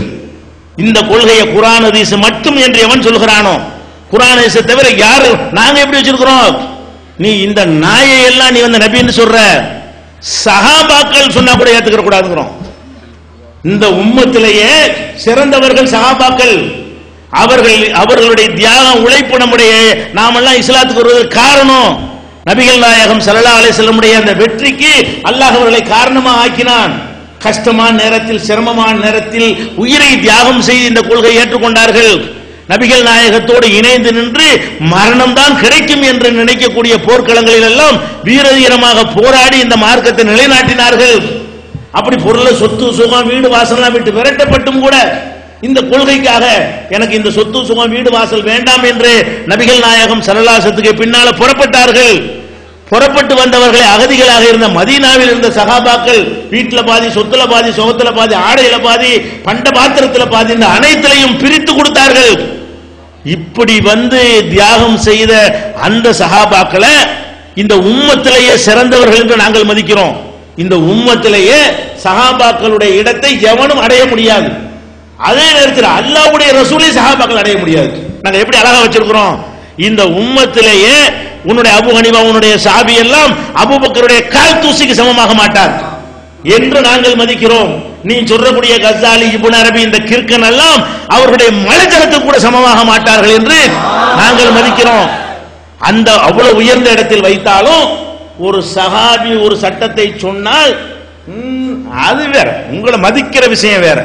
ரசூலுல்லாஹ்வுடைய இடத்துல உங்களை எப்படி வைப்போம்? உங்களுக்கு என்ன வஹியா வருது? சஹாபாக்களுக்கு அல்லாஹ்ட்ட இருந்து செய்தியா வருது. உங்களுக்கு அல்லாஹ்ட்ட இருந்து செய்தி வர்ற மாதிரி வந்துருமே. பின்பற்றுவது ரசூலை மட்டும்தான், மதிப்பது சஹாபாக்களை மதிப்போமே தவிர மதிக்கிறதுக்கும் பின்பற்றுறதுக்கும் உள்ள வேறுபாட்டை, நுணுக்கமான வேறுபாட்டை துல்லியமாக விளங்கி கொண்டிருக்கிறோம் மக்கள் மத்தியில. அப்ப நம்ம இன்னைக்கு சஹாபாக்களை பின்பற்ற ஒரு கூட்டம் கிளம்பிட்டு இருக்கோம். அவனும் சேர்ந்துகிட்டு என்ன செய்யறான்? நாங்க இறுதி நபித்துவத்தை பேச, நீ தானே வாசலை திறந்து விட்டவனே. சஹாபாக்களை மதிக்க வேண்டியதுக்கும் அவங்க கருத்தை எல்லாம் மார்க்கமாக ஏற்றுக்கொள்வதற்கு வித்தியாசத்தை ஒழுங்கா நீ சொல்லி தௌஹீது போர்வையில தௌஹீது போர்வையில நபித்துவ வாசலை திறந்து விட்டவர்கள், நபித்துவ வாசலை இறுக்கி அல்ல அடைத்து வைத்திருக்க திறந்து விட்டவர்கள் யாரு? ஆரம்பம் அங்கதான் ஆரம்பிக்குது. சஹாபாக்களை பின்பற்றலாம், சஹாபி சிறந்தவர்கள், அதெல்லாம் யாரு இல்லைன்னு சொன்னா சஹாபி சிறந்தவர்கள் தான் பின்பற்றலாமா? அவங்க சொல்வது மார்க்கமாகுமா? அல்லாஹ்வுடைய ரசூலை அப்படி ரெண்டா பிரித்து நம்ம மக்கள் மத்தியில வைத்துக் கொண்டிருக்கிறோம். ரசூல் ஸல்லல்லாஹு அலைஹி வஸல்லம் அவர்கள் அல்லாஹ்வுடைய ரசூல் என்ற முறையில் என்ன சொன்னார்கள் அதைத்தான் பின்பற்றணும். மனிதர் என்ற முறையில் சிலதை செய்திருப்பார்கள், அதை பின்பற்ற அவசியம் இல்லை. நம்ம எப்படி எவ்வளவு நுணுக்கமா மார்க்கம் அப்படி சொல்லி தருகிறது. நபிகள் நாயகம் ஸல்லல்லாஹு அலைஹி வஸல்லம் அப்படி நமக்கு சொன்னார்கள். என்ன சொன்னாங்க? மதீனாவுக்கு போகிறார்கள், அங்க உள்ள மக்கள் பேரிச்ச மரங்களை வைத்து என்ன செய்யறாங்க? அந்த செயற்கை முறையில் விவசாயம் பண்ணுகிறார்கள். ஏன் இப்படி பண்ணுகிறீர்கள் என்று ரசூல் ஸல்லல்லாஹு அலைஹி வஸல்லம் கேட்கிறார்கள். இப்படி பண்ணினா தான் எங்களுக்கு விவசாயத்தில் நல்ல மகசூல் கிடைக்கும் என்று அந்த மக்கள் சொல்கிறார்கள். அப்ப நபிகள் நாயகம் ஸல்லல்லாஹு அலைஹி வஸல்லம் சொல்றாங்க, அவங்க பாக்குறாங்க இது அவங்களுக்கு அறிவுக்கு பிடிக்கல, என்ன போட்டு மரத்தை உன்னோட ஒன்று சாய்ந்து பண்றது என்ன இதுன்னு அவங்க லாஜிக் என்ன, அவங்க மக்காவுல இந்த மாதிரி பார்க்கல, அவங்க பார்க்காத ஒரு டிஃபரெண்டான வித்தியாசமான முறையில் இந்த விவசாயம் இருந்ததுனால லவ்லம் தஃபோல இதை செய்யாம விட்டுறலாமா நீங்க, இதே அப்படி செய்யறீங்கன்ற உடனே அந்த மதீனாவுல உள்ள விவசாயிகள் அதை விட்டுட்டாங்க. அந்த மரத்தை இயற்கையான போக்கில் விட்டு விட்டார்கள். பார்த்தா மகசூல் குறைஞ்சு போச்சு, உற்பத்தி இல்ல. எப்பவும் எவ்வளவு உற்பத்தி ஆகுமோ அந்த அளவுக்கு உற்பத்தி ஆகாமல் உற்பத்தி குறைந்து விடுகிறது. அப்ப நபி ஸல்லல்லாஹு அலைஹி வஸல்லம் வர்றாங்க, பேரிச்சை மரங்களை பாக்குறாங்க, உற்பத்தி குறைந்து இருக்கிறது, போன வருஷத்துல இது கம்மிங்கிறது அவங்களுக்கு புரிகிறது. அவங்கள்ட்ட கேட்கறாங்க, மாலி நகலிக்கும், என்னாச்சு உங்க பேரிச்சை மரங்களுக்கு என்ன ஏற்பட்டு விட்டது? அப்ப அந்த மக்கள் எல்லாம் சொல்றாங்க, என்ன ஏற்பட்டதா, நீங்க எனக்கு சொன்னீங்க, உங்க சொல்ல கேட்டு தான் ஏற்பட்டுச்சு, நாங்க ஒரு மெத்தட்ல ஒரு விவசாயம் பண்ணிக்கிட்டு இருக்கிறோம், பேசாம விட்டுருந்தா அதே மாதிரி பண்ணிருப்போம், அதே மாதிரி மகசூல் கிடைச்சிருக்கு, நீங்க வந்துட்டு இதை விட்டுருங்கன்னு சொல்லி நாங்க விட்டுவிட்டோம். அப்ப ரசூல் ஸல்லல்லாஹு அலைஹி வஸல்லம் சொல்றாங்க, ஆஹா நீங்க தப்பா விளங்கிட்டீங்களே, நான் சொல்வது நீங்க ரெண்டாவது பிரிக்கணும். அல்லாஹ்வுடைய ரசூல் சொல்றாங்க, நான் சொல்வதை நீங்க ரெண்டாவது பிரிச்சு விளங்கனே, நான் உங்களுடைய இதை அமர்த்துக்கும் மின்னமரி தீனிக்கும், தீன் சம்பந்தமாக இப்படி தொழு போய் இப்படி நோம்பு போய் இப்படி திக்ர் செய்யி இது ஹலாலி இது ஹராமு அந்த மாதிரி உங்களுக்கு நான் சொன்னேனே, ஆனால் ஃபஅத்து மின்ஹு மஸ்தததும், முடிஞ்ச அளவுக்கு அதை நீங்க செயல்படுத்தணும். ஒய்தா அமர்த்துக்கும் மின்னமரி துன்யாக்கும், உங்க துன்யா சம்பந்தமா அந்த உரத்தை போடு, தண்ணியை பாய்ச்சுன்னு சொன்னா அதுக்காக நான் வந்திருக்கிறேன். அதை சொல்றதுக்கு அல்லாஹ் ஒரு தூதர் அனுப்புவான். இந்த மாதிரி விஷயத்தில் நான் போடு, நீ பிரியாணியை போடு, நீ ரொட்டியை சாப்பிடுனா அதை நீங்க மார்க்க நினைச்சுக்கிட்ட, ரொட்டி பிடிக்கான்னு போக வேண்டியதானே. இது துன்யா விஷயமாக நாங்கள் சொன்னோமையானால் அன்தும் ஆலமு பி அம்ரி துன்யாக்கும், உங்களுடைய துன்யாவுடைய விஷயம் உங்களுக்கு தான் நன்றாக தெரியும், எனக்கு தெரியாது. ரசூல் ஸல்லல்லாஹு அலைஹி வஸல்லம் சொல்றாங்க, தீனு விஷயத்தை சொன்னதான் நீங்க கேட்கணும், மரத்து விஷயமா சொன்ன நீ ஏன் கேட்டது, வகியாது அது நானே மனுஷனுக்கு எனக்கு தோணுச்சு தப்பு மாதிரி தெரிஞ்சு சொன்னேன், இல்லங்க நாங்க எதை செய்வோம்னா நான் விட்டுருப்பேன், அதை காயப்படுத்தி இருக்க மாட்டேனேங்கிறாங்க. அப்ப நபிகள் நாயகத்தை கூட நம்ம எப்படி பார்க்கிறோம், அவங்களுக்கு ரசூல்ன்ற முறையில பேசினாங்களே அதுதான் எடுத்துக்கிறோம். எல்லா மனிதனுக்கும் அப்படி ரெண்டு நிலை இருக்கா இல்லையா, எல்லா மனிதருக்குமே ரசூலை விட்டுருங்க. இப்ப நாட்டில் வந்து மன்மோகன் சிங் இருக்கிறார், அவர் வந்து ஒபாமாவோட பேசி ஒரு பேப்பர்ல கையெழுத்து போடுறாரு. கையெழுத்து போட்டா என்னவா கையெழுத்து போடுறாரு, பிரதமரா கையெழுத்து போடுறாரு. பேப்பர்ல ரெண்டு பேரும் அக்ரிமெண்ட் பண்ணி பேப்பர்ல கையெழுத்து போட்டா என்ன எந்த இடத்தில் உட்கார்ந்து கையெழுத்து போடுறாரு, இந்தியாவின் பிரதமர் என்ற முறையில் கையெழுத்து போடுகிறார். அப்புறமேல் கையெழுத்து போட்டு வீட்டுக்கு போய் கொண்டாடி உட்காந்து சோறு திங்கிறாரு. பிரதமர் என்ற முறையில் சோறு திங்கிறாரு. பிரதமர் எல்லாரும் நீங்க தானே செய்வாரு, சோறு திங்கிறது மன்மோகன் தான், சைன் பண்றது மன்மோகன் தான். சைன் பண்ணும்போது பிரதமரா சைன் பண்றாரு, சோறு திங்கி போது மனுஷனா சோறு திங்கிறாரு, பிரதமரா சோறு திங்கல. இந்த பிரதமரா இல்லாட்டாலும் திம்பாரு, நாளைக்கு பிரதமரோட தூக்கி போட்டாலும் திம்பாரு. பிரதமரா இல்லாத எல்லாரும் தான் தின்னுட்டு இருக்கிறான், எல்லாருமே கையெழுத்து போட்டு இருக்க முடியாது, அந்த இடத்துல உட்கார்ந்து தான் கையெழுத்து போட முடியும். அவர் பார்லிமெண்ட்ல உட்கார்ந்து இருந்தா பிரதமரா உட்கார்ந்து இருப்பாரு, ஒரு அக்ரிமெண்ட் போட்டா பிரதமரா இருப்பாரு. வெளிநாட்டுக்கு ஒரு அதிபர்களை அழைப்பின் பேர்ல போனா பிரதமராக போவாரு. அது மாதிரி ஒரு ஒரு நிகழ்ச்சியில கலந்து கொள்வதற்கு வந்தா பிரதமராக வந்து கலந்து கொள்வாரு. அது தவிர அவர் போட்ட ட்ரெஸ் தலப்பா பிரதமர் தலப்பாவாது, தலப்பா கட்டிருக்கிறாரு, பிரதமர் என்ற முறையில் உள்ள தலப்பாவா, அவர் நம்பிக்கை அடிப்படையில் உள்ள தலப்பா. இப்ப தலப்பா இல்லாத நிறைய பேர் பிரதமரா இருக்கு இல்லையா, அப்ப தலப்பாக்கு சம்பந்தம் கிடையாது, அவரோட ட்ரெஸ்ஸுக்கு பிரதமருக்கு சம்பந்தம் கிடையாது, அவர் வச்சுக்கிற தாடிக்கும் பிரதமருக்கு சம்பந்தம் கிடையாது. அப்ப அந்த மாதிரி ஒரு மனுஷனுக்கு எல்லாருக்கும் அப்படி இருக்கிறது. எல்லாருக்குமே நீங்கள் வந்து குடும்பத்தில் தலைவர்ங்கிற முறையில் செய்யறது ஒன்று இருக்கிறது, சாதாரண முறையில் செய்யறது இருக்கிறது. ஒரு பள்ளிக்கூடத்து முதல்வரா ஒரு நிலை உங்களுக்கு இருக்கு, அங்க பள்ளிக்கூடத்தில் பேசும்போது முதல்வரா பேசுவீங்க, ரோட்ல பேசும்போது சாதாரண மனிதராக தான் பேசுவீங்க. இப்படி எல்லாத்துக்கும் இருக்கா இல்லையா, அல்லாஹ்வுடைய ரசூலுக்கு அப்படி உண்டு. அதனாலதான் ரசூல் ஸல்லல்லாஹு அலைஹி வஸல்லம் ஒட்டகத்துல போனாங்க. ஒட்டகத்துல போற சுன்னத்துன்னு யாராவது சொன்னீங்களா? ஒட்டகத்துல அடங்க போனாங்க.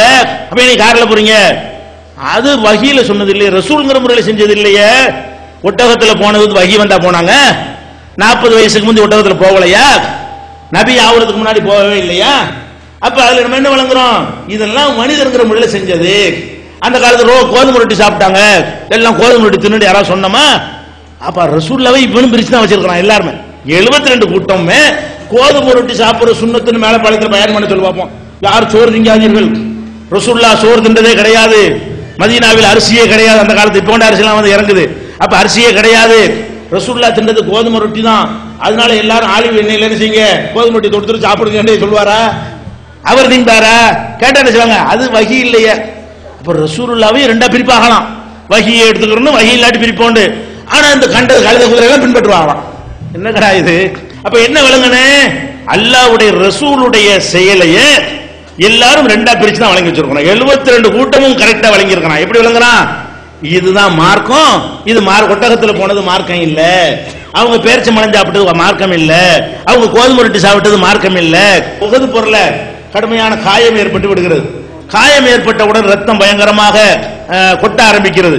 இப்ப ரத்தத்தை நிப்பாட்டுவதற்கு அந்த காலத்துல என்ன முறை வச்சிருந்தாங்கன்னு கேட்டா சாம்பலை பூசுவாங்க. உடனே என்ன பண்றாங்கன்னா பேரிச்சம் ஓலையில செஞ்ச பாயை எரிச்சு அந்த சாம்பலை எடுத்து ரத்தம் ஓடிட்டு இருந்துச்சு இல்லையா, அந்த இடத்துல வச்சு பூசினாங்க. ரத்தம் ஓட்ட நின்று விட்டது. ரத்தம் ஓட்ட நின்றா இல்ல ரத்தம் அதிகமா ஓடி போச்சு, அதுல மூத்தா போயிருவோமே, அதை வந்து ரசூல் ஸல்லல்லாஹு அலைஹி வஸல்லம் ஒரு வைத்தியமா செய்யப்பட்டுச்சு. இன்னைக்கு எவனாச்சும் ஆக்சிடென்ட் ஆனவன சாம்பலை கொண்டு அமுக்குவியா? இன்னைக்கு ஒரு ஆக்சிடென்ட் ஆகி ரத்தம் ஓடுது. அப்ப என்ன பண்றோம்? ரத்தத்தை பூசுனது மருத்துவம். அந்த காலத்து மருத்துவம் அதான் செஞ்சாங்க. இந்த காலத்துல இருந்தா ஆஸ்பத்திரி போயிருப்பாங்க, கையல் போட்டிருப்பாங்க, ஊசியை போட்டிருப்பாங்க. அந்த காலத்துல இருந்த காரணத்தினால் அவங்க அந்த சாம்பலை பூசினாங்கன்னு எடுத்துக்கிறீங்களா? அதெல்லாம் முடியாது. ரசூல் ஸல்லல்லாஹு அலைஹி வஸல்லம் காயத்துக்கு சாம்பலை பூசினதுனால் என்னை ஆஸ்பத்திரி கொண்டு போகாதீர்கள், வீட்டுல அடுப்புல எரிச்ச சாம்பல் இருந்தா கொண்டு வாங்க, அதை கொண்டாந்து அப்புங்கன்னு எவனா சொல்லுவீங்களா?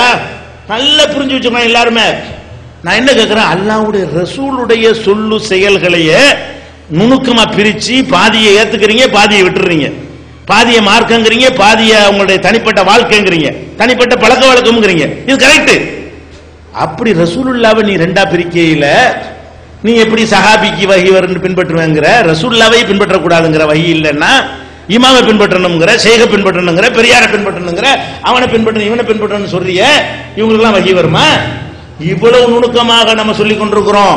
அப்ப எவன்லாம் சஹாபாக்களை பின்பற்றலாம்னு சொல்லுகிறானோ அவன் நபித்துவ வாசல், அல்லாஹ் அடைத்த வாசலை திறக்கல, உடைக்கிறான். அல்லாஹ் வந்து வாசல் என்ன செய்யறான்? அடைச்சு வச்சிருக்கிறான். இவன் கடப்பாறை கொண்டே உடைச்சு இவன் ஓட்டை ஏற்படுத்துகிறான். எவன் மதுஹபுகள் இருக்குது என்று சொல்கிறானோ அவன் அந்த வாசலை அடைக்கிறான், உடைக்கிறான். இதை வந்து நீங்க என்ன செய்யணும்? புரிந்து கொள்ள வேண்டும். இது முக்கியமான ஒரு விஷயம். அடுத்ததா இது எதுக்கு நான் சொல்றேன்னு கேட்டா, இந்த பொய் நபிமார்கள்லாம் உண்டாவதற்கு காரணம் நம்முடைய உலமாக்களும் மார்க்க அறிஞர்களும் லா இலாஹ இல்லல்லாஹ் முஹம்மது ரசூலுல்லாஹ்வுடைய வேட்டு வைக்கக்கூடிய விதமாக இவங்க கொள்கைகளை அமைத்துக் கொண்ட காரணத்தினால் அதை ஆதாரமாக காட்டித்தான் இவன் என்ன பண்றான்?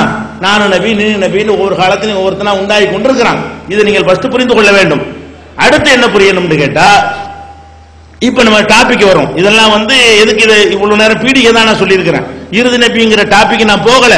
நீங்கள் யார் வந்து இறுதி நபித்துவத்தை சொந்தம் கொண்டாடுறீங்களோ நீங்கள் தான் இந்த இறுதி நபித்துவத்தை உடைத்தவர்கள். உங்களாலதான் உண்டானான் என்ற அந்த காரணத்தை தான் இதுவரைக்கும் நான் சொல்லி இருக்கிறேன். இப்ப என்ன செய்யறோம்? இப்ப நபிகள் நாயகம் ஸல்லல்லாஹு அலைஹி வஸல்லம் வந்து அவங்க தான் கடைசி நபி என்று நம்ம சொல்றோம். அவங்களுக்கு பிறகு நபி வரமாட்டாங்கன்னு சொல்றோம். இது வந்து லாஜிக்காக தர்க்க ரீதியாக எடுத்துக்கொண்டு பார்த்தாலும் ஆதாரங்கள் அடிப்படையில் எடுத்துக்கொண்டு பார்த்தாலும் இருக்கிற நடைமுறைகளை வைத்து பார்த்தாலும் அது வந்து நபித்துவம் முடிக்கப்பட்டு விட்டது என்பதுதான் கரெக்டான கருத்து நீங்கள் விளங்கிக் கொள்ளலாம். முதலாவதாக ஒரு நபிக்கு பிறகு அல்லாஹ் வந்து நபியை அனுப்பிக்கிட்டே இருக்கிறான். நபிகள் நாயகம் ஸல்லல்லாஹு அலைஹி வஸல்லத்துக்கு முன்னாடி வரைக்கும் ஒரு நபி வருவாரு, அவர் மூத்தாயிருவாரு. அந்த இடத்துல வேற ஒருத்தர் வருவாரு, அவர் மூத்தாயிருவாரு, வேற ஒருத்தர் வருவாரு. இப்படியாகத்தான் அல்லாஹ் என்ன செஞ்சான்? நபிமார்களை தொடர்ச்சியாக அனுப்பி கொண்டே இருந்தான். ஆனால் முஹம்மது ஸல்லல்லாஹு அலைஹி வஸல்லம் நபித்துவத்தை முடிச்சிட்டான். இப்ப ஏன் வந்து முடிச்சான், ஏன் அப்ப தொடர்ச்சியா அனுப்புனா என்று பாத்தீங்கன்னு சொன்னா, ஒரு நபிக்கு அப்புறம் இன்னொரு நபியை அனுப்புறதா இருந்தால் வேண்டாத வேலையை செய்வதற்கு அல்லாஹ் அனுப்பவே மாட்டான். தேவை இருந்தா தான் அல்லாஹ் ஒன்றை செய்வான். எதை அல்லாஹ் செஞ்சாலும் அல்லாஹ் வந்து பயனற்ற வீணான தேவையில்லாத விஷயங்களை செய்யவே மாட்டான். அல்லாஹ் அப்படி தனக்கு ஒரு பண்பாகவே சொல்லி காட்டுறான். அப்ப ஹசிபுத்தும் அன்னமா ஹலக்கனாக்கும் அபசா, வீணுக்காக வேண்டி உன்னை படைச்சேன்னு நினைச்சிட்டு இருக்கிறியா? இந்த வீணுங்கிறது நம்மள்ட்ட கிடையாது. அல்லாஹ் என்ன சொல்றான்? ஒரு காரியத்தை செஞ்சா தேவைண்டா தான் செய்வேன், அர்த்தத்தோடு தான் செய்வேனே தவிர அர்த்தம் இல்லாம கிறுக்குத்தனமான வேலைகளை செய்வது நம்முடைய பண்பு கிடையாது என்பதற்காகத்தான் அப்ப ஹசிபுத்தும் அன்னமா ஹலக்கனாக்கும் அபசா, உங்களை எல்லாம் வீணுக்கு படைத்திருக்கிறோம் என்று நினைக்கிறீர்களா? வீணுக்கு நான் ஒன்னும் செய்ய மாட்டேன் என்று அல்லாஹ் சொந்தம் கொண்டாடுகிறான். இப்ப ஒரு நபிக்கு பிறகு ஒரு நபியை அனுப்புறதா இருந்தால் முதல் ஒரு நபி அல்லாஹ் அனுப்புனான்ல, அதுவும் அல்லாஹ் தான் அனுப்பி இருக்கிறான். அல்லாஹ் அந்த செய்தியை கொடுத்திருக்கிறான்.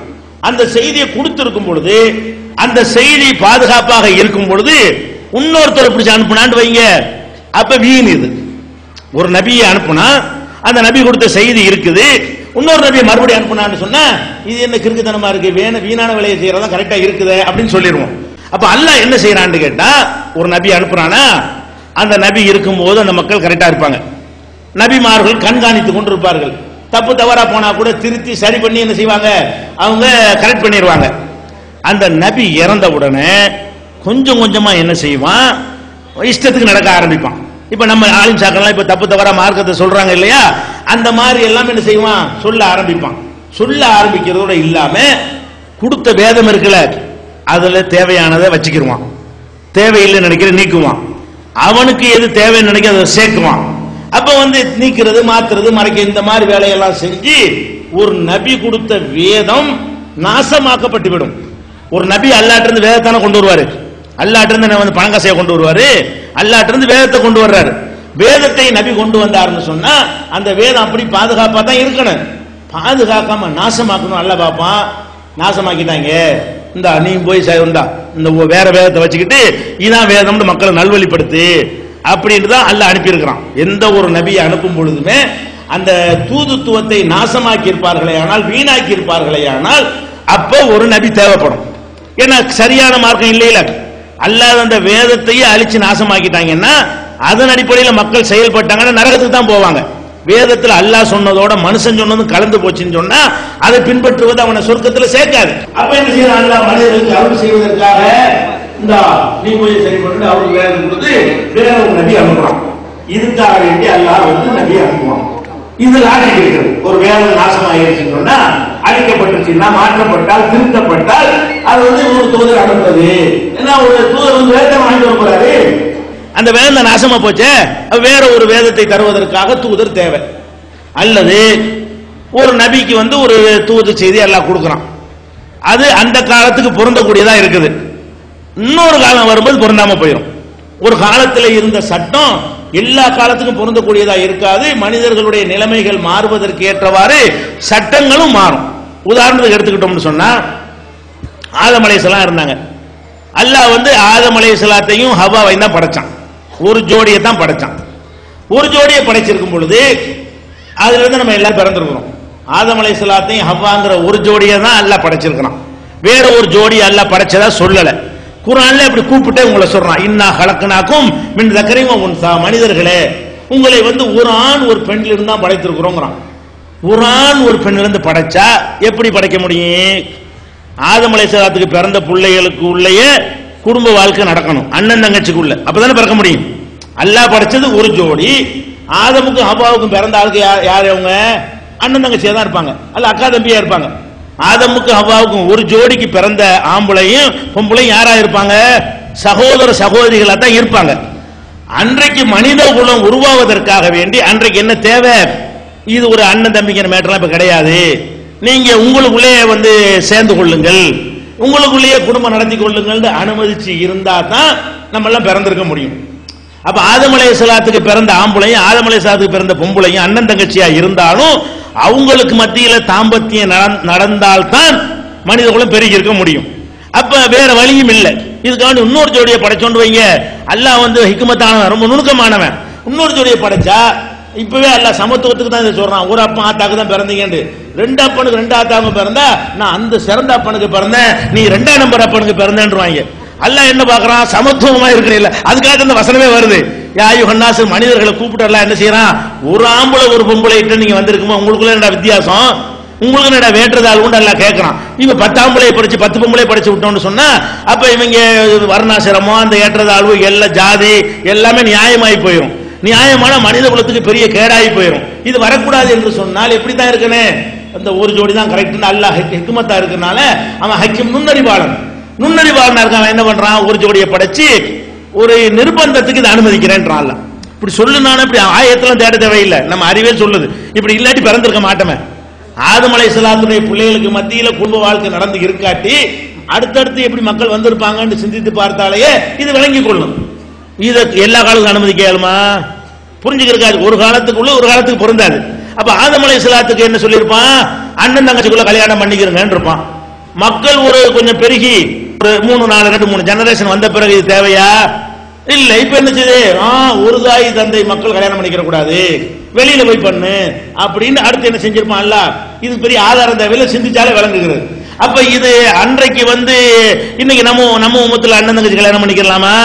அப்ப அன்னைக்கு உள்ள சட்டம் நீங்க பொருந்தல. இந்த மாதிரி ஒரு காலத்துக்கு பொருந்தும், ஒரு காலத்துக்கு பொருந்தாது. அந்த மாதிரி வரும் பொழுது இன்னொரு நபி தேவைப்படும். ஒரு நபி வந்தாரு, ரொம்ப கர்நாடிக்காக இருந்த ஒரு காலத்துல வந்தாரு. அவர் காலத்துக்கு தகுந்தவாறு அல்லாஹ் சில வழிகாட்டுதலை கொடுத்தான். அது அந்த மக்களுக்கு சொன்னாரு. இன்னும் கொஞ்ச நாள்ல மக்கள் டெவலப் ஆயிட்டாங்க, கொஞ்சம் முன்னேற்றம் அடைந்து விட்டார்கள். இந்த முன்னேற்றம் அடைந்த காலத்திற்கு, இந்த கர்நாடக காலத்துக்கு கொடுத்த சட்டம் இந்த மக்களுக்கு சூட் ஆகாதுன்னு நினைக்கும் பொழுது அல்லாஹ் என்ன பண்ணுவான், வேற சட்டம் கொடுக்க நினைப்பான். அப்ப என்ன செய்வான், வேற ஒரு நபி அனுப்பி நீ இந்த மாதிரி சொல்லு. அப்ப சட்டத்தை மாத்துறதா இருந்தா ஒருத்தர் வரணும். நல்ல வரைக்கும் நபி எப்ப வரணும், ஒரு வேதத்தை கொடுத்து வேதம் அழித்து மறைத்து மாற்றி நாசப்படுத்தப்பட்டிருக்குமையானால் சரியான வேதத்தை அல்லாஹ்விடமிருந்து வாங்கி வருவதற்காக ஒரு நபி தேவை. அல்லது அந்த வேதம் ஒரு காலத்துக்கு பொருந்தி ஒரு காலத்துக்கு பொருந்தாது என்கிற நிலைமை இருக்குமையானால் பொருந்துற காலத்துக்கு தகுந்தவாறு வேற ஒரு வேதத்தை கொடுத்து வேதம் தன்னாலேயே வானத்திலிருந்து விழுவும் ஆள் தேவைதான். வேதம் வர்றாங்க தூதரோட தான் வந்தாகணும். அப்ப அந்த வேதத்துக்கு அப்புறம் இன்னொரு வேதம் கொடுக்க நினைத்தால் என்ன செய்வான், வேதத்தை மனிதர் வழியா தான் அல்லாஹ் கொடுப்பான், ஒரு தூதரை அனுப்புவான். அதுக்கு நியாயம் இருக்கிறது. அல்லது ஒரு சமுதாயத்துக்கு கொடுத்த ஒரு வேத புத்தகம் முழுசா அனைத்து துறைகளுக்கும் ஒரு தீர்வு தரக்கூடிய வகையில் அல்லாஹ் கொடுக்காம ஒரு சில விஷயங்களை மட்டும் சொல்வதற்கு கொடுத்திருக்கிறான். அனைத்து விஷயங்களையும் சொல்வதற்கு அது போதுமானதா இல்லைன்னு அல்லாஹ் நினைக்கும் பொழுது அனைத்தையும் சொல்ல நாடும் பொழுது வேற ஒருத்தர் அனுப்புவான். ஒரு 10 சட்டம் அந்த காலத்தில் கொடுத்தா அவ்வளவு போதும். ஒரு மலைவாழ் மக்கள் காட்டுவாசிகளா இருக்காங்கன்னு வைங்க, அவங்களுக்கு கொடுக்கிற சட்டமும் நாட்டுவாசிகள் கொடுக்கிற சட்டமும் ஒரே மாதிரியா இருக்க முடியுமா? இருக்க முடியாது. அப்ப அவனுக்கு தகுந்த மாதிரி ஒரு சட்டத்தை கொடுத்துட்டு ஒரு டெவலப் ஆன வரும்போது கொஞ்சம் முழுமையான சட்டங்களை கொடுப்பான். அது மாதிரி கொஞ்சம் குறைவான சட்டங்கள் இருந்து பிறகு நிறைவான அனைத்து விஷயங்களையும் சொல்லக்கூடிய சட்டம் கொடுக்க நினைத்தால் ஒரு தூதருக்கு அப்புறம் இன்னொரு தூதர் தேவை இருக்கிறது. இப்ப முகமது ஸல்லல்லாஹு அலைஹி வஸல்லம் அவர்களை அல்லாஹ் நபியாக அனுப்புகிறான்.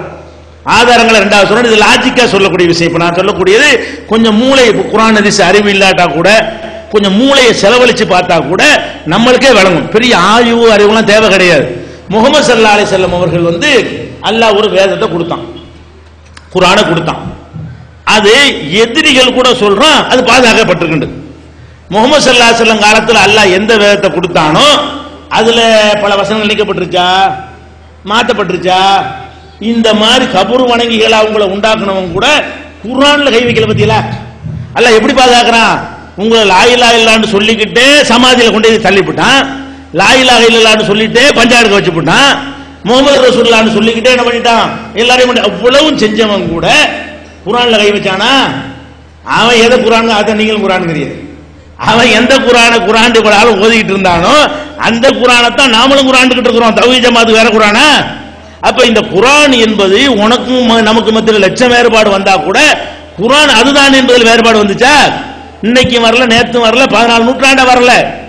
அப்ப முகமது ஸல்லல்லாஹு அலைஹி வஸல்லம் அவர்கள் எந்த வேதத்தை கொண்டு வந்தார்களோ அந்த வேதம் அவர்கள் கொண்டு வரும்போது எப்படி இருந்ததோ அப்படி இன்னைக்கு இருக்குதா இல்லையா? ஒரு தூதர் வேதத்தான வாங்கிட்டு வருவாரு, அதான் ஒழுங்கா இருக்க மறையா இன்னொருத்தர் வரணும். ஆனா அவர் கொண்டு வந்த வேதத்துக்கு தான் லைஃப் ஜாஸ்தி, தூதருக்கு லைஃப் ஜாஸ்தி கிடையாது. 20 வருஷம் 30 வருஷம் போய் வர ஒரு பாட்டுக்கு. இந்த 14 நூற்றாண்டு தூதர்ல வேதம் இருக்குது, 14 நூற்றாண்டு தூதர் அனுப்பப்பட்டு இருக்கிறாரு. தூதர்கள் வருவாங்க, கொடுப்பாங்க, விளக்குவாங்க, போய்கிட்டே இருப்பாங்க, வேதம் இருந்துகிட்டே இருக்கும். அப்ப ஒரு தூதர் வந்தாருன்னு சொன்னா அந்த தூதரே கடைசி காலம் வரைக்கும் இருந்துட்டா இருக்க போறாரு? செய்ய மாட்டாரு. என்ன செய்வாரு? இந்த இருக்க வேதம் உன தருவாரு, தந்தது கரெக்டா இருக்க மறைய நீ இன்னொரு ஆள் வரணும். அல்லாஹ் எந்த குர்ஆனை தந்தானோ அந்த வேதம் நம்மிடத்தில் பாதுகாப்பா இருக்கா இல்லையா? இருக்கிறது. அப்ப குர்ஆன் பாதுகாக்கப்பட்டு இருக்கும் பொழுது என்னத்துக்காக வேண்டி ஒருத்தர் பிடிச்சி அனுப்பினாதான் குர்ஆன் கரெக்டா இருக்குது, தேவையில்லைன்னு வழங்குது. சரியா? குர்ஆன் பாதுகாக்கப்பட்டு வேதம் வாங்குறதுக்கு தானே தூதர் ஒரு ஆள் கண்ணியம் கொடுக்கறக்கா? தூதர் கிடையாது. வேதத்தை சொல்லி மக்களை நல்வழிப்படுத்ததான் தூதர்.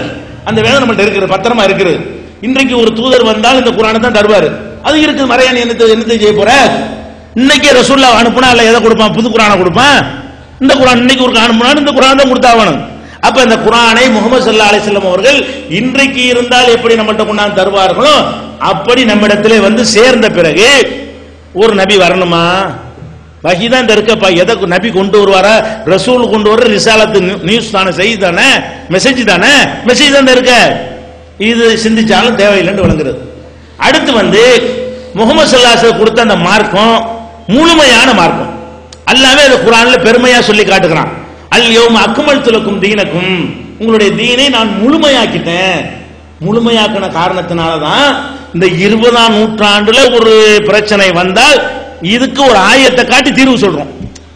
இன்னைக்கு வரக்கூடிய ஒரு மேட்டரை எடுத்துக்கொண்டாலும் குர்ஆன்ல தீர்வு சொல்ல முடியுதா இல்லையா? இஷ்டத்துக்கா சொல்றோம். குர்ஆன் ஆதாரத்தையோ ஹதீஸ் ஆதாரத்தையோ காட்டி தான் நீ குடும்ப கட்டுப்பாட்டை பத்தி கேளு, சந்தன மண்டலத்தை பத்தி கேளு, விண்வெளி பயணத்தை பத்தி கேளு, புதுசா குளோனிங்க பத்தி கேளு. அதை கூடுமா கூடாதா என்பது எதை வச்சு சொல்றோம்?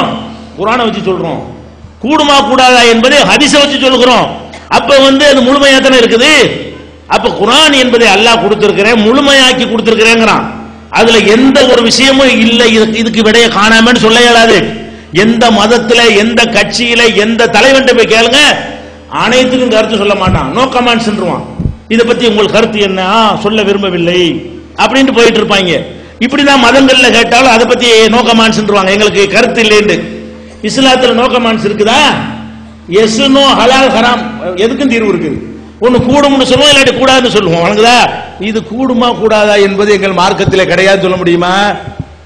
புதிய புதிய விஷயங்கள் கூட நீ காட்டி ஒன்னு கூடுன்னு சொல்லுவ, இல்லாட்டி கூடாதுன்னு சொல்லுவ. அப்பனா என்ன அர்த்தம்? இருக்குது கிடையாது அர்த்தம். அப்ப இந்த மார்க்கம் முழுமையாக நமக்கு தரப்பட்டிருக்கா இல்லையா? முழுமையாக தரப்பட்டிருக்கும் பொழுது குறை எந்த அளவுக்கு முழுமையாக தரப்பட்டிருக்கு கேட்டா, ஒரு யூதர் உமர் ரலியல்லாஹு அன்ஹு சொல்றாரு, உங்க குர்ஆன்ல ஒரு வசனம் இருக்கிறது. ஒரு யூதருடைய பண்டிதர், யூத வேதத்தை கரைத்து குடித்தவர், அவர் சொல்றாரு, உங்க குர்ஆன்ல ஒரு வசனம் இருக்கிறது, அந்த மாதிரி ஒரு வசனம் எங்க வேதத்துல இருந்தால் அதைத்தான் நாங்க பெருநாளாக்கி இருப்போம். அப்படியாக ஒரு வேதம் உங்க வேதத்துல ஒரு வசனம் இருக்குங்கிறாரு. உமர் ரலியல்லாஹு அன்ஹு கேக்குறாங்க, என்னப்பா அப்படி என்னப்பா வசனம்? அப்ப அந்த யூதர் சொல்றாரு, அல் யௌம அக்மல்து லக்கும் தீனக்கும், உங்க மார்க்கத்தை உங்களுக்கு நான் முழுமையாக்கி விட்டேன் அப்படின்னு குர்ஆன்ல இருக்கு.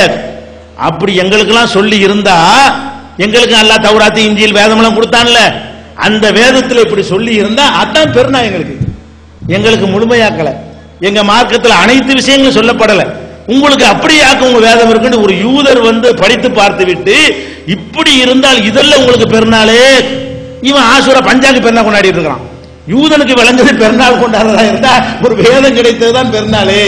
நம்மளும் வேதம் கிடைத்ததுதான் 1000 மாசத்துக்கு நிகரானதா கொண்டாட வேண்டும். லைலத்துல் கத்ருங்கிறது லைலத்துல் இஸ்லாத்துக்கு ஏற்ற ஒரு கருத்து தான் அது. லைலத்துல் கத்ருங்கிற இரவுல அல்லாஹ் குர்ஆனை இறக்கினா அது 1000 மாதங்களை விட சிறந்ததுன்னு சொல்றான் இல்லையா? அந்த மாதிரி லைலத்துல் கத்ரி கைரும் மின் அல்ஃபி ஷஹர், அதான் யூதன் சொல்றான். அப்ப நம்மளும் கொண்டாடி அவன் தெரியல, கொண்டாடுறா அவன் ட்ரெஸ் எடுத்து இந்த பள்ளியாசல் லைட் போட்டு செய்யறாங்க அப்படி நினைச்சுக்கிட்டாங்க. நம்மளும் கொண்டாடத்தான் செய்யறோம். நம்மளும் இந்த வேதம் இறங்கின நாளை எப்படி கொண்டாடுறோம்? இபாதத்துகளையும் வணக்க வழிபாடுகளையும் செலுத்தி 1000 மாதங்களுக்கு நிகரானது என்ற நம்பிக்கையோட பள்ளிவாசல்ல ஏத்திகாஃபி இருந்து இரவு தொழுகை தொழுது நம்ம என்ன செய்யறோம்? கொண்டாடி கொண்டிருக்கிறோம். அவன் நினைச்சிட்டான்னா நம்ம பெருநாள் கை அரைச்சிட்டீங்கன்னு அந்த மாதிரி பெருநாள் நினைச்சுக்கிட்டு கேட்கிறான். அப்ப எதுக்கு இதை சொல்றேன்னு கேட்டா, அந்த வேதங்கள்லாம் முழுமைப்படுத்தி கொடுக்கப்படாமல் முகமது ஸல்லல்லாஹு அலைஹி வஸல்லம் கொடுத்த வேதம் முழுமையா இருக்கா இல்லையா? முழுமையா இருக்கும்போது என்னத்துக்கிட்ட இந்த கிறுக்கம் வரணும்? இந்த மிர்சாண்டு என்னத்தை முழுமையாக போறான்? அல்லாஹ் முழுசா கொடுத்து விட்டான்ல குர்ஆனை, பாதுகாப்பா இருக்குதுல. இந்த குர்ஆன்ல உள்ளதுக்கு மேல என்னத்தை செய்ய போறான்? அதுக்கு என்னத்தை தஃப்சீர் பண்ற போறான்? என்னத்தை விளக்கவுரை பண்ணிட போறான்? ஒண்ணுமே தேவையில்லை. அவனுக்கு அப்பனா விளக்கம் நம்ம கொடுத்துட்டு இருக்கிறோம். இந்த நபின்னு சொல்லி உளர்னானே, அதை விட சூப்பரா நம்ம சாதாரண மக்கள் என்ன செய்யறோம்? குர்ஆனை இன்னைக்கு நவீன அறிவியல் யுகத்தில் சொல்லப்படுற விஷயங்களோட எல்லாம் பொருத்தி இதையெல்லாம் அல்லாஹ் சொல்லுகிறான் பாருங்கள் என்று நம்ம என்ன செய்யறோம்? சொல்லுகிறோம். நமக்கு பிந்தி வரக்கூடியவன் இதை விட சிறப்பா சொல்லுவான். நம்ம ஒரு டெவலப்பான காலத்தில் இருக்கிறோம், நம்ம சொல்லி கொண்டிருக்கிறோம். இனி வரக்கூடிய அறிஞர்கள் இதை விட சிறப்பாக என்ன செய்வாங்க? இந்த குர்ஆனுக்கு விளக்கங்கள் கொடுத்து கொண்டே இருப்பார்கள். அது கொடுத்து கொண்டிருக்கலாம். அது ஏன் வஹி வருதுங்கிற? அதுக்கே நீ உன்னை நபின்னு சொந்தம் கொண்டாடுற? அதுக்கு எதுக்கு நபி வரணும்? அப்ப இப்படி சிந்திச்சு பார்க்கணும். அதனால மார்க்கம் பாதுகாக்கப்பட்டிருக்கிறது, யாரும் வர தேவையில்லை. முழுமையாக இருக்கிறது, யாரும் வர தேவையில்லை. இன்னும் சொல்ல போனால் சென்றடைந்து இருக்கிறது. குர்ஆன் சென்றடையாம ஏதோ சவுதியில ஒரு பெட்டியில போட்டு பூட்டி வச்சிருக்கான். இந்த கிறுக்கனும் அப்படித்தான் செய்வாங்க. மிர்சா குலாமுக்கு வஹி வந்துச்சுங்கிறான். வஹி வந்தா என்ன செய்யணும்? மக்களுக்கு தானே வஹி வருது. அதை ஒரு தமிழ்ல அடிச்சு அந்த புஸ்தகத்தை மக்களுக்கு கொடுத்தான்னு வைங்க, அந்த காதியானில இருக்கிறவன் எல்லாம் போய் அவனை செருப்பு கட்டி அடிப்பாங்க. ஏன் அவ்வளவு உளறி இருக்கான் அதுல. அதை எடுத்து வச்சு பூட்டி வச்சு கொண்டு மக்களுக்கு கொடுக்க மாட்டாங்க. குர்ஆன் என்ன செய்யறோம், அடிச்சு தேடி தேடி கொண்டு கொடுக்குறோம். போஸ்ட் கார்டு போடுறா தர்றோம்ங்கிறோம், வீடு வீடா போய் கொடுக்குறோம், முஸ்லீம் அல்லாத மக்களுக்கு கொடுக்குறோம், முஸ்லீமுக்கு கொடுக்குறோம், யார் வேண்டாலும் கேட்டு வாங்கிக்கன்னு சொல்றோம், மக்களுக்கு பரவ செய்யறோம். அல்லாஹ்வுடைய வேதத்தை எல்லா மொழிகளையும் மொழிபெயர்த்து செய்யறோம், மக்களுக்கு கொண்டு சென்று கொண்டிருக்கிறோம். இவனுக்கும் அல்லாஹ்ட்ட இருந்து எனக்கு வேதம் வந்துச்சுன்னு சொன்னா, அந்த கிறுக்கன் மிர்சா குலாம் என்பவன் எனக்கு வேதம் வந்துச்சுன்னு சொன்னா, நாங்க விவாதம் பண்றதுக்காக வேண்டி இந்த கிறுக்கனுக்கு வந்த வேதத்தை கொஞ்சம் படிக்கணுமே என்று நாங்களும் அலையாத அலைச்சல் கிடையாது. எங்கேயாவது கிடைக்குமா, தரவே மாட்டாங்க. படிச்சா தெரிஞ்சிடும். எப்ப தருவாங்க என்று கேட்டா, உன் மூளை செலவை பண்ணி உன்னை கிறுக்கனாக்கி அவன் உளர்னா கூட அவன் மூத்தரத்தை பெஞ்சு குடின்னு சொன்னாலும் குடிப்பிய. அந்த நிலைக்கு சிரிக்கிற சொல்ல, அந்த நிலைக்கு நீ ஆளான பிறகு குறைய உனக்கு தெரிந்தவங்க சொல்லுவான். அவன் மட்டும்தான் அதை படிக்க வேணும். எதை, இந்த மிர்சா கிறுக்கனுக்கு வந்த வேதம்னு சொல்றாங்கல, அந்த வேதத்தை நீ தமிழ் படுத்தி இங்க கூடுறா, உன்னை அவன் செருப்பு கட்டி அடிப்பான். அவ்வளவு உளறி இருக்கான். அல்லாஹ்ட்ட இருந்து வஹி வந்து அப்படியா இருக்கு. அல்லாஹ்ட்ட இருந்து வஹி வந்துச்சுன்னு எனக்கு வந்துச்சுன்னு எழுதி இருக்கிறான். அதை ஒருத்தன் படிச்சு பார், தமிழ்ல அவன் வெளியிட்டானே. ஆனால் குர்ஆனை தமிழ்ல வெளியிட்டு இருக்கிறோம்லங்க, நீ நோட்டீஸ் போடுற தமிழ்ல வேதத்தை போடுவாப்போம், போட முடியுமா அவனுக்கு? அப்ப குர்ஆன் எப்படி அல்லாஹ்வுடைய வேதம் வந்திருக்கிறது, அந்த வேதம் எல்லா மக்களையும் சென்றடைந்திருக்கிறது. தமிழ்ல வேணுமா, நம்ம ஒரு மொழிபெயர்ப்பு பண்ணியிருக்கிறோம், நமக்கு முந்தைய 5 பேர் பண்ணியிருக்காங்க இல்லையா, நம்ம பிஞ்சு கூட 2 பேர் பண்ணிவிட்டாங்க. அப்ப இந்த குர்ஆன் ஒரு சின்ன ஒரு மொழியிலேயே 17 பேர் பண்ணியிருக்கான். ஆங்கிலத்தில் பண்ணியிருக்கான், சிங்களத்துல கூட முஸ்லிம்களை ஜாஸ்தியா கிடையாது, இலங்கையில் அங்க கூட பண்ணிவிட்டாங்க. இப்ப அப்ப உலகத்தில் உள்ள சைனா மொழியிலிருந்து அத்தனை மொழிகள்லையும் குர்ஆன் கிடைக்கவும் செய்யுது. ரசூலுல்லாஹ் காலத்திலோட கிடைக்கல. ரசூலுல்லாஹ்வை நபி அனுப்புனானே அந்த காலத்திலேயே ஒரு ஆளுக்கு குர்ஆன் கிடைக்கிறான் அவ்வளவு கஷ்டப்படணும். பிரிண்ட் கிடையாது, புக் ஸ்டால் கிடையாது, விற்கவெல்லாம் செய்யாது. குர்ஆன் வேணும்னா உட்காந்து எழுதுன்னு உட்காந்து அவர் தேவைப்பட்டு என்ன செய்யணும், ஒரு ஆள் காப்பி வாங்கி ஒரு ஆள் எழுதி இதுக்காக 25 வருஷம் செலவழிச்சா தான் ஒரு குர்ஆன்ல இருந்து ஒரு குர்ஆன் ஒரு காப்பி எடுக்க முடியும். அந்த மாதிரி கஷ்டமா இருந்துச்சு குர்ஆன் கிடைக்கிறது. அப்பவே நபி தேவையில்லை, ஒரு ஆளே போதும். இப்ப என்னது, ரசூலுல்லாஹ் வந்தா கூட இப்படி இவ்வளவு பேருக்கு சென்றடைஞ்சிருக்காது. தமிழ்லயா கிடைக்குது. 1000 குர்ஆன் வாங்கலாமா இல்லையா, லட்சம் வாங்கலாமா இல்லையா? ஒரு கடையில போய் லட்சம் குர்ஆன் 2 லட்சம் வாங்கலாம், கோடி வாங்கலாம். எத்தனை குர்ஆன் வேணும்? அப்ப இந்த குர்ஆன் என்பது உலகம் பூரா சென்றடைந்திருக்கிறது. நம்மிடத்துல குர்ஆன் என்ற வேதம் இருக்கிறது என்பது இந்துக்களுக்கு தெரியும். நம்மிடத்துல குர்ஆன் என்ற வேதம் இருக்கிறது கிறிஸ்தவர்களுக்கு தெரியும். நம்மிடத்துல குர்ஆன் என்ற வேதம் இருக்கிறது யூதர்களுக்கு தெரியும். உலகத்தில் உள்ள அத்தனை பேருக்கு உங்கள்கிட்ட வேதம் இருக்கிறது, உங்களை அனைவரும் சென்றடைந்திருக்கிறது. நம்மிடத்தில் இஸ்லாத்தில் இப்படி ஒரு வேதம் இருக்கிறங்கிற செய்தியும் அவர்களை சென்றடைந்திருக்கிறது. படிக்கிறார்கள், பார்த்து இஸ்லாத்துக்கு வந்து கொண்டும் இருக்கிறார்கள். இப்ப என்னத்துக்கு ஒரு கிறுக்கம் வந்துகிட்டு அதை என்னத்துக்கு வரப்போறான்? இப்ப எதுக்குடா நபின்னு வரப்போறான்? அது கரெக்டா குர்ஆன் இருக்கு, எல்லாத்துக்கும் போய் சேர்ந்துகிட்டு இருக்குது, அதுக்கு எதுக்கு நபி? அப்ப குர்ஆன் என்பது என்னன்னா, அல்லாஹ் சொல்லி வேதத்துடைய தன்மை என்ன தெரியுமா? குல் ஆதன்துக்கும் அலா சவா, அனைவருக்கு சமமாக அறிவித்து விட்டேன் என்று சொல்லு. மார்க்கத்தை அனைவருக்கு சமமா சொல்லணும். குர்ஆன்ல 10 வசனத்தை நீ உங்களுக்கு மட்டும் இது அவன் சொல்லிடாதீங்க, இது ஒண்ணு மட்டும் வச்சுக்க, இது அயோக்கியம் தான் அப்படி செய்வான். அல்லாஹ்வுடைய வேதத்தில் அப்படி இருக்குமா? அல்லாஹ்வுடைய வேதம் எதுவாவது சிலருக்கு தரமாட்டோம் நம்ம சொல்லுவோமா? ஒரு இயக்கத்தினுடைய பைலா கூட உறுப்பினர் மட்டும் தான் கொடுப்பாங்க. தௌஹீத் ஜமாத் பைலா எல்லாத்துக்கும் கொடுப்போம், அது கரெக்டா ஒரு சரியான முறை எழுதி இருக்கிறதுனால. மத்த அந்த பைலா வச்சு நம்ம மறைக்கிட்டா என்ன செய்யறது? இந்த பைலா வச்சு நீ தேர்தலில் போட்டியிட கூடாது, என் போட்டிட்டு கேட்டா என்ன பண்றது? பயந்துகிட்டு கொடுக்க மாட்டானோ பைலாவை. அந்த பைலா வாங்குறதா இருந்தா கூட நீ எழுதின பைலாவை கூட, பைலான ஒரு அமைப்புக்கு எழுதக்கூடிய விதி, அமைப்புக்கு எழுதக்கூடிய சட்டத்திட்ட புத்தகம், அதை கூட கொடுக்க மாட்டேங்கிறாங்க. அல்லாஹ் வேதத்தை சொல்றான், ஆதத்துக்கும் அலா சவாங்கிறான். இது அந்த மாதிரி கிடையாது, இது அனைவருக்கும் சமம். எல்லாரும் வந்து படிச்சுக்க, எவன் வேண்டாலும் வா, விமர்சிச்சுக்க, என்ன கேள்வி வேண்டாலும் கேளு. இப்படி உடைச்சி சொல்லக்கூடிய வகையில் இந்த வேதம் இருக்கும் பொழுது என்னத்துக்கு ஒருத்தன் வரணும்? எதுக்கு வரணும்னா வந்து என்னத்தை பண்ணிவிட்டான்?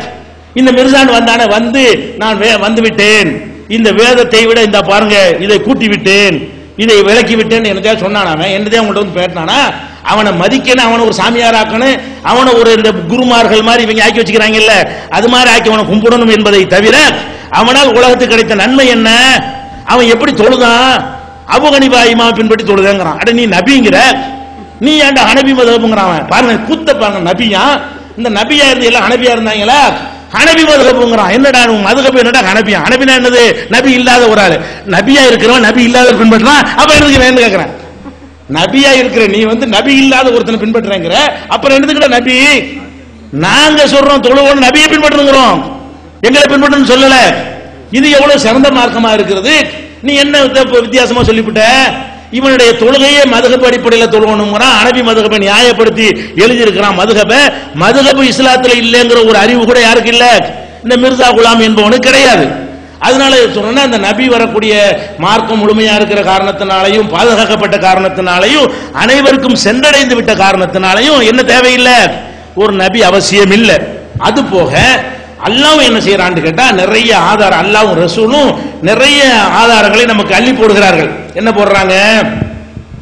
அல்லாஹ் சொல்றான், நபிகள் நாயகத்தை சொன்னா, குல் நபியை நீங்கள் சொல்லுங்கள், யா அய்யுஹன் நாஸ், மனிதர்களே, இன்னி ரசூலுல்லாஹி இலைக்கும் ஜமீஆ, உங்கள் அவ்வளவு பேருக்கும் நான் ரசூல் என்று சொல்லுங்கள்.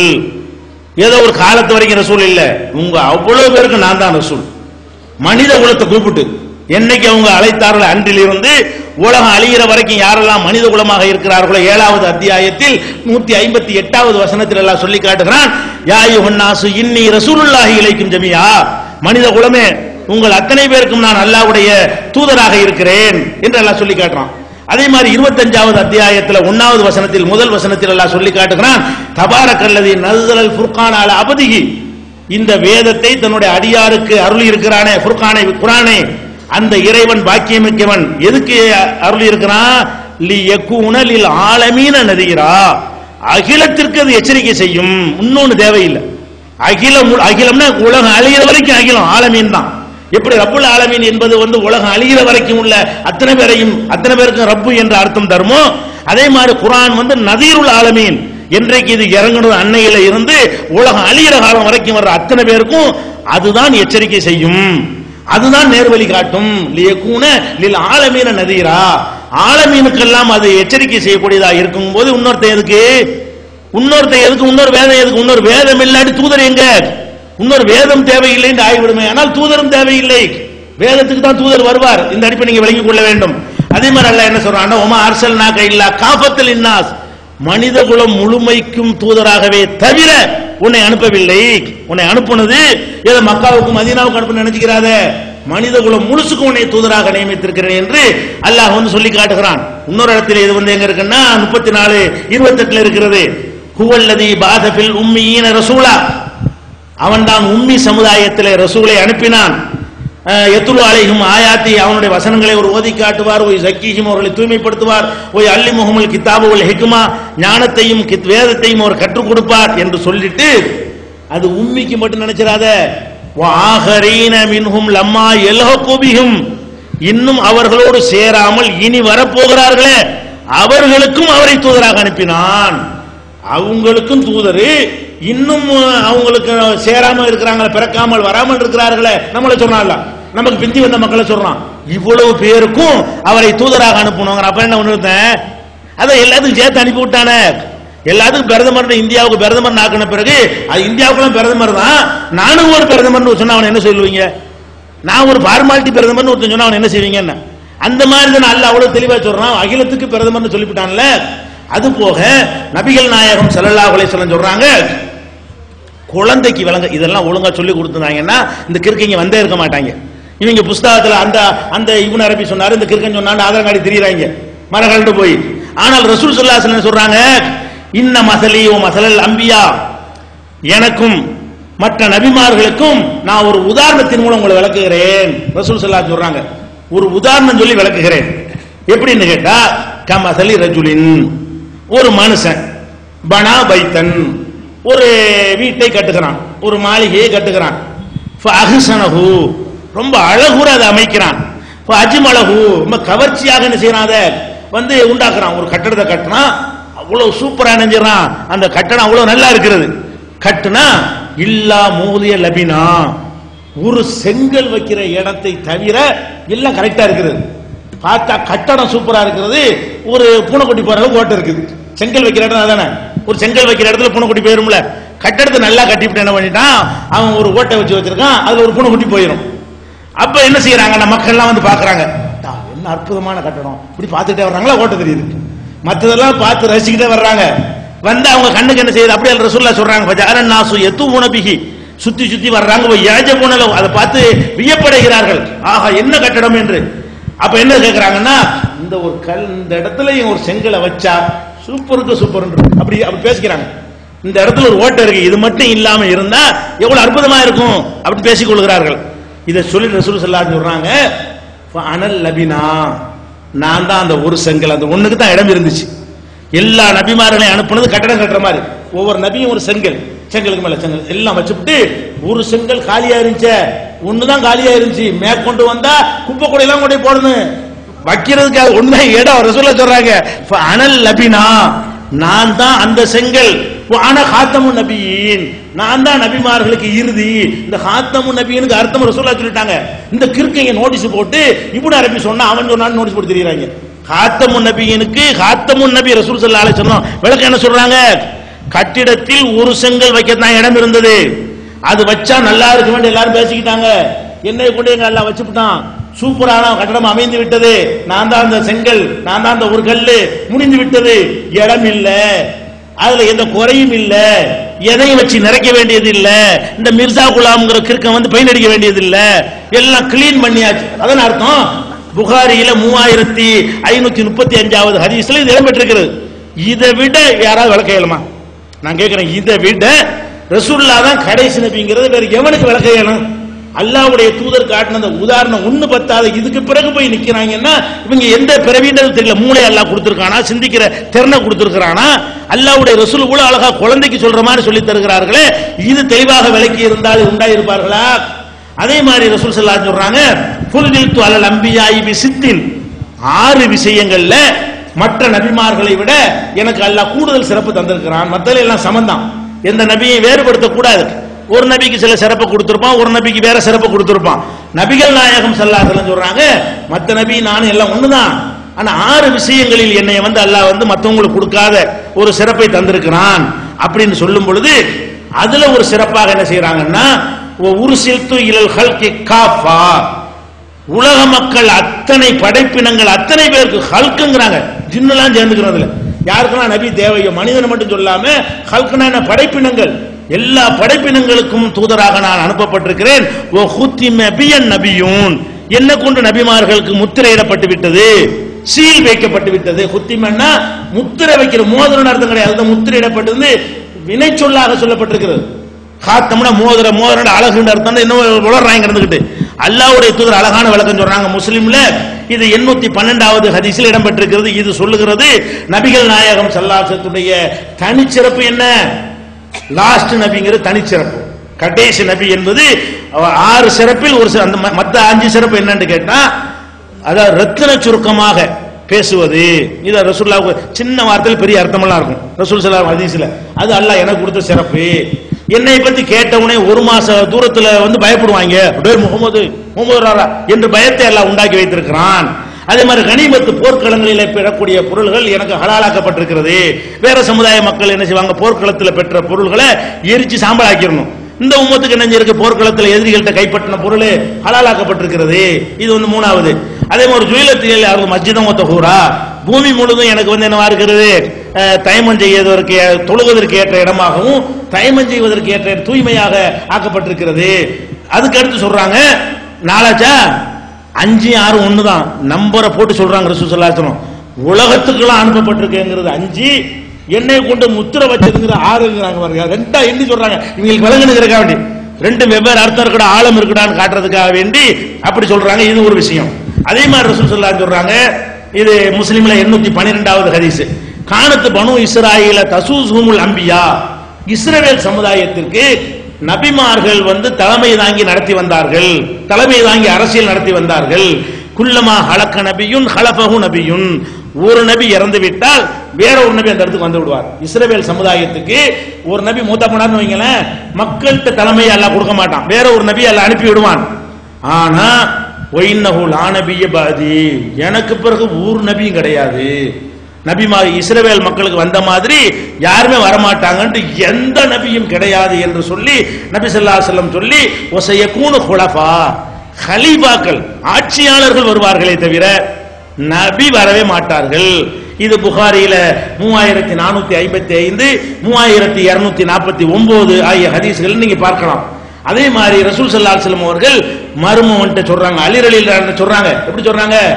அன்த மின்னி பி மன்சிலத்தி ஹாரூன மின் மூசா. மூசா அலைஹிஸ்ஸலாத்து நபியை அனுப்புனான். அவர் என்ன பண்ணாரு? யா அல்லாஹ், எனக்கு வாய் ஒழுங்கா பேச வராது, திக்குது, நான் உன்னோட கொண்டு சொல்லி போடுவேன். அதுபோல் எனக்கு ஏற்கனவே ஒரு ரிமார்க் ஒன்று இருக்கு, ஒரு ஆள் கொலை பண்ணி விட்டாரு மூசா நபி அவருக்கு முன்னாடி கொலை செய்யணும் பண்ணல, ஓங்கி ஒரு குத்து விட்டாரு, போயிட்டாரு, தனிக்காத. அதையும் சொல்லி என்ன செய்யறாரு? ஒளி அலைய தன்புன் அலையும் தன்புன், அது அவங்க மேல எனக்கு ஒரு குற்றம் வச்சிருக்கிறாங்க, நான் போய் சொன்னோம்னா எடுபடாது, அதனால எனக்கு கூட ஒரு ஆளை சப்போர்ட்டுக்கு அனுப்புண்டவுடனே அல்லாஹ் என்ன பண்றான்? மூசா நபியோட ஹாரூனை துணையை அனுப்பி 2 பேரும் போங்க, இதுஹபா, 2 பேரும் போய் இப்போ கூலாலோ கவுலன் லைக்கினா அப்படின்னு சொல்லி அல்லாஹ் சொல்லி அனுப்புறான். தெளிவா எளிமையான முறை, நளினமான முறையில நீங்கள் பிரச்சாரம் செய்யுங்கள். அப்ப மூசா நபிக்கு சப்போர்ட்டா யாரு இருந்தா? ஹாரூன் இருந்தாங்க. ஆனா ஹாரூன் நபி, ஹாரூன் நபியா, அவருடைய சகோதரர் ஹாரூனை நபியாக ஆக்கினோம் என்று அல்லாஹ் சொல்லி காட்டுறான். இத ரசூலுல்லாஹ் சொல்றாங்க, மூசாவுக்கு ஹாரூன் கிடைத்தது போல நீ எனக்கு கிடைத்திருக்கிறாய், ஆனால் எனக்கு ஒரு நபி இல்ல, நீ நபி கிடையாது. மூசாவுக்கு ஹாரூன் கிடைச்சாரு, அவரு நண்பராகவும் பிளஸ் நபியாகவும் இருந்தாரு. எனக்கு நீ கிடைச்சிருக்கிற வெறும் நண்பரா இருக்க, நபியா இருக்க முடியாது. அப்ப அலியே நபியா இருக்க முடியாதுன்னா நீ யாரா? அலிக்கு நீ யாரா தூசி பெறுவியா? இந்த கிற்கன் எல்லாம் ஒரு நபின்னு ஆக முடியுமா? சிந்திச்சு பாருங்க. இது முஸ்லிம்ல இருக்கிறது 4418, 4419 இருக்கிறது.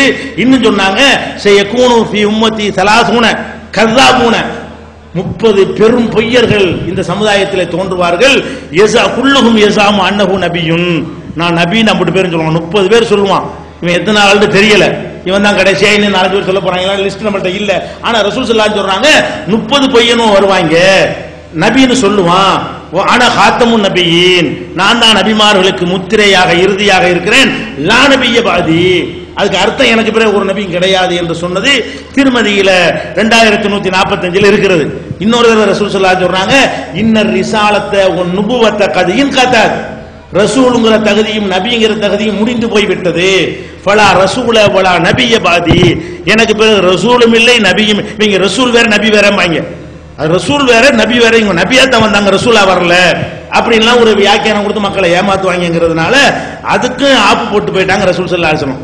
அதே மாதிரி சொன்னாங்க, எனக்கு முகமதுங்கிற பேரை நீங்க அறிஞ்சு வச்சிருக்கிறீங்க, அது மட்டும் எனக்கு பேர் இல்ல, இன்னும் பல பெயர்கள் இருக்குன்னு சொல்லிட்டு அதுல ஒரு பேராக அனல் ஆகிப், நான் தான் கடைசியானவன்கிறாங்க. கடைசின்னு அல்லாஹ்வுல கடைசி, அல்லாஹ்வுக்கு தான் அவ்வளவு ஆக இருந்திருக்கிறது, அவன் தான் ஆரம்பமான, அவன் தான் கடைசின்னு நம்ம வேற மாதிரி அர்த்தம் செஞ்சிடக்கூடாது என்பதற்காக சொன்னாங்க வனல் ஆகிப், நான் தான் கடைசி. கடைசின்னு என்ன அர்த்தம் தெரியுமா? ஒல் ஆகிபு அல்லது லைஸ பாதஹு நபியும், கடைசின்னா யாருக்கு பிறகு நபி இல்லை அவன் அர்த்தம்.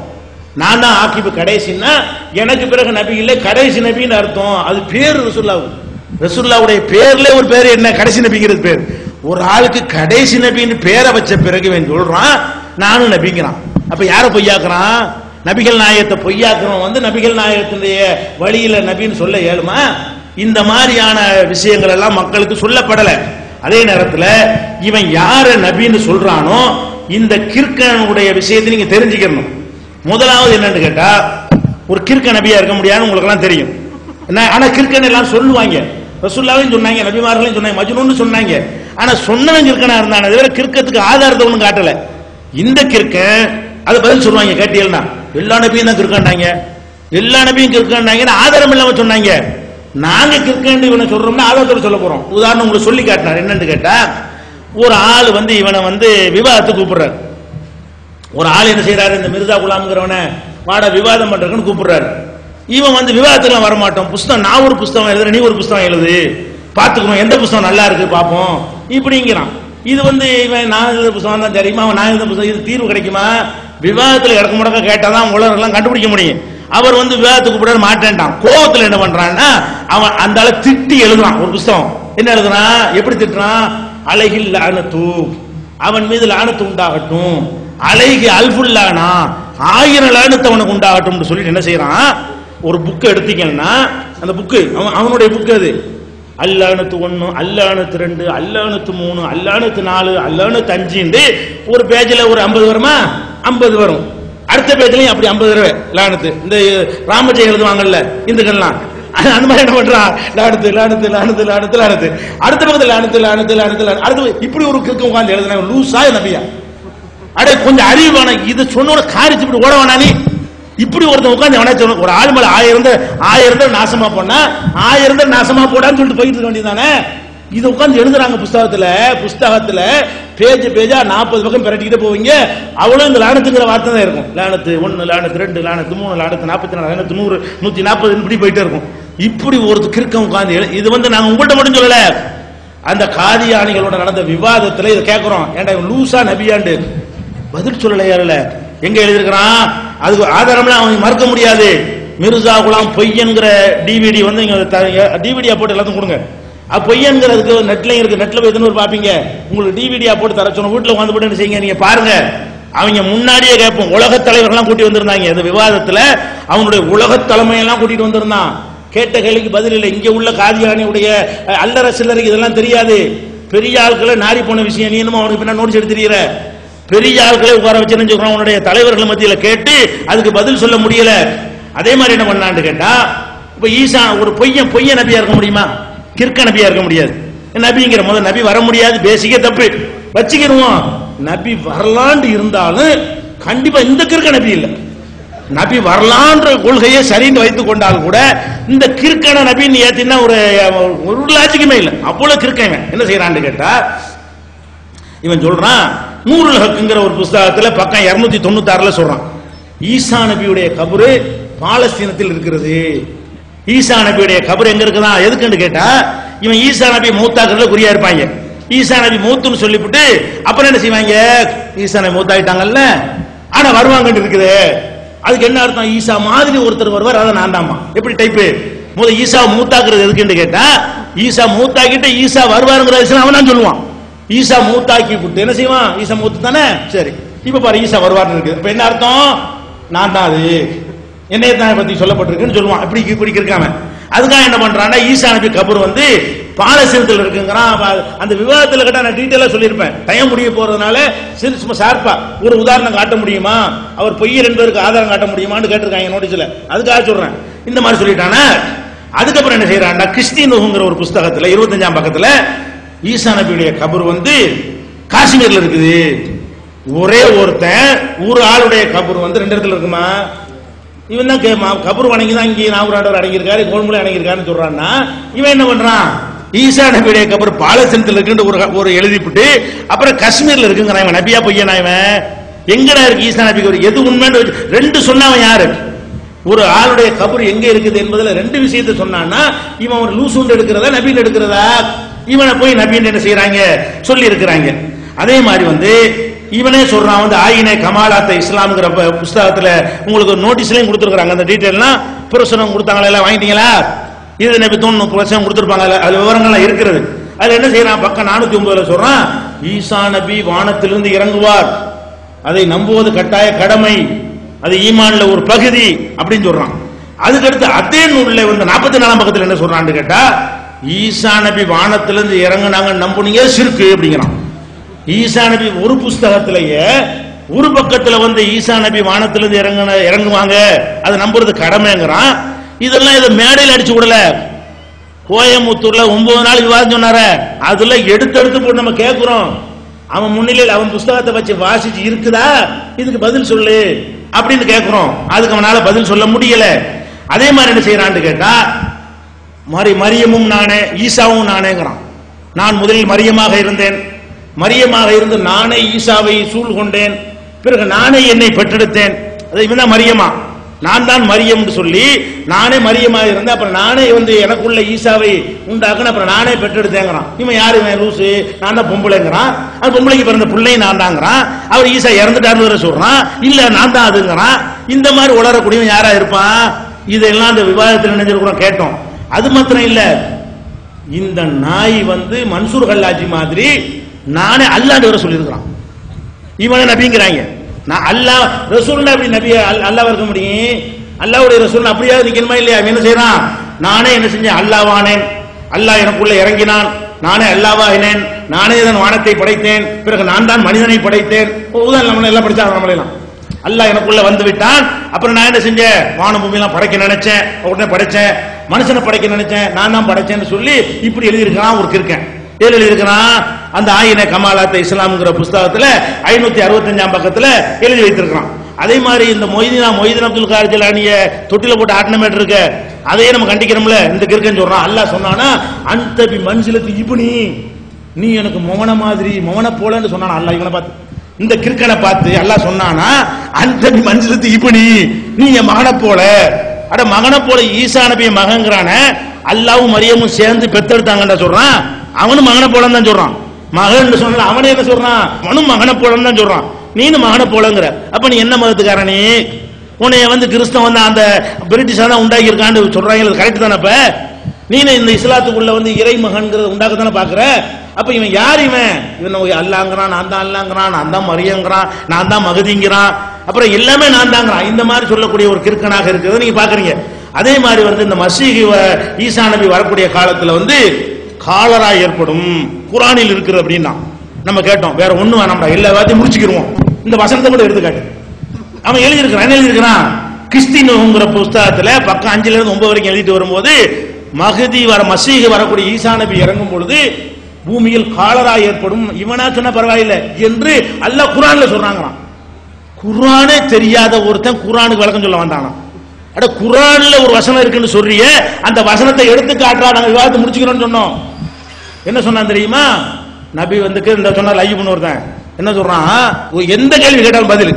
நபிமாருடைய முன்னுள்ள வாழ்க்கை சுத்தமாக இருக்க வேண்டும். இது பின்னுள்ள வாழ்க்கை உலர் இருக்கானடா. முன்னுள்ள வாழ்க்கை சுத்தமாக இருந்தது. சரி, முன்னுள்ள வாழ்க்கை எனக்கு தெரியாது, நான் பார்க்கல. பின்னுள்ள வாழ்க்கை எனக்கு தெரியுது, உலர் இருக்கிறானே அவருடைய முன்னுள்ள வாழ்க்கை நல்ல. அப்படித்தான் பதில் சொன்னான் கடைசி வரைக்கும். ஒவ்வொரு கேள்வியை கேட்கும் போது அடுத்த முறையில் பாத்தீங்கன்னா அவருடைய முன்னுள்ள வாழ்க்கை நன்றாக இருந்தது, முன்னுள்ள வாழ்க்கையில் போய் சொன்னது இல்லைன்னு சொல்லிட்டு இருப்பான். இந்த பின்னுள்ள வாழ்க்கையில சொல்லியிருக்கானடா அவருடைய அது பதில சொல்ல மாட்டான், முன்னுள்ள வாழ்க்கை நல்லா இருந்துச்சுமா.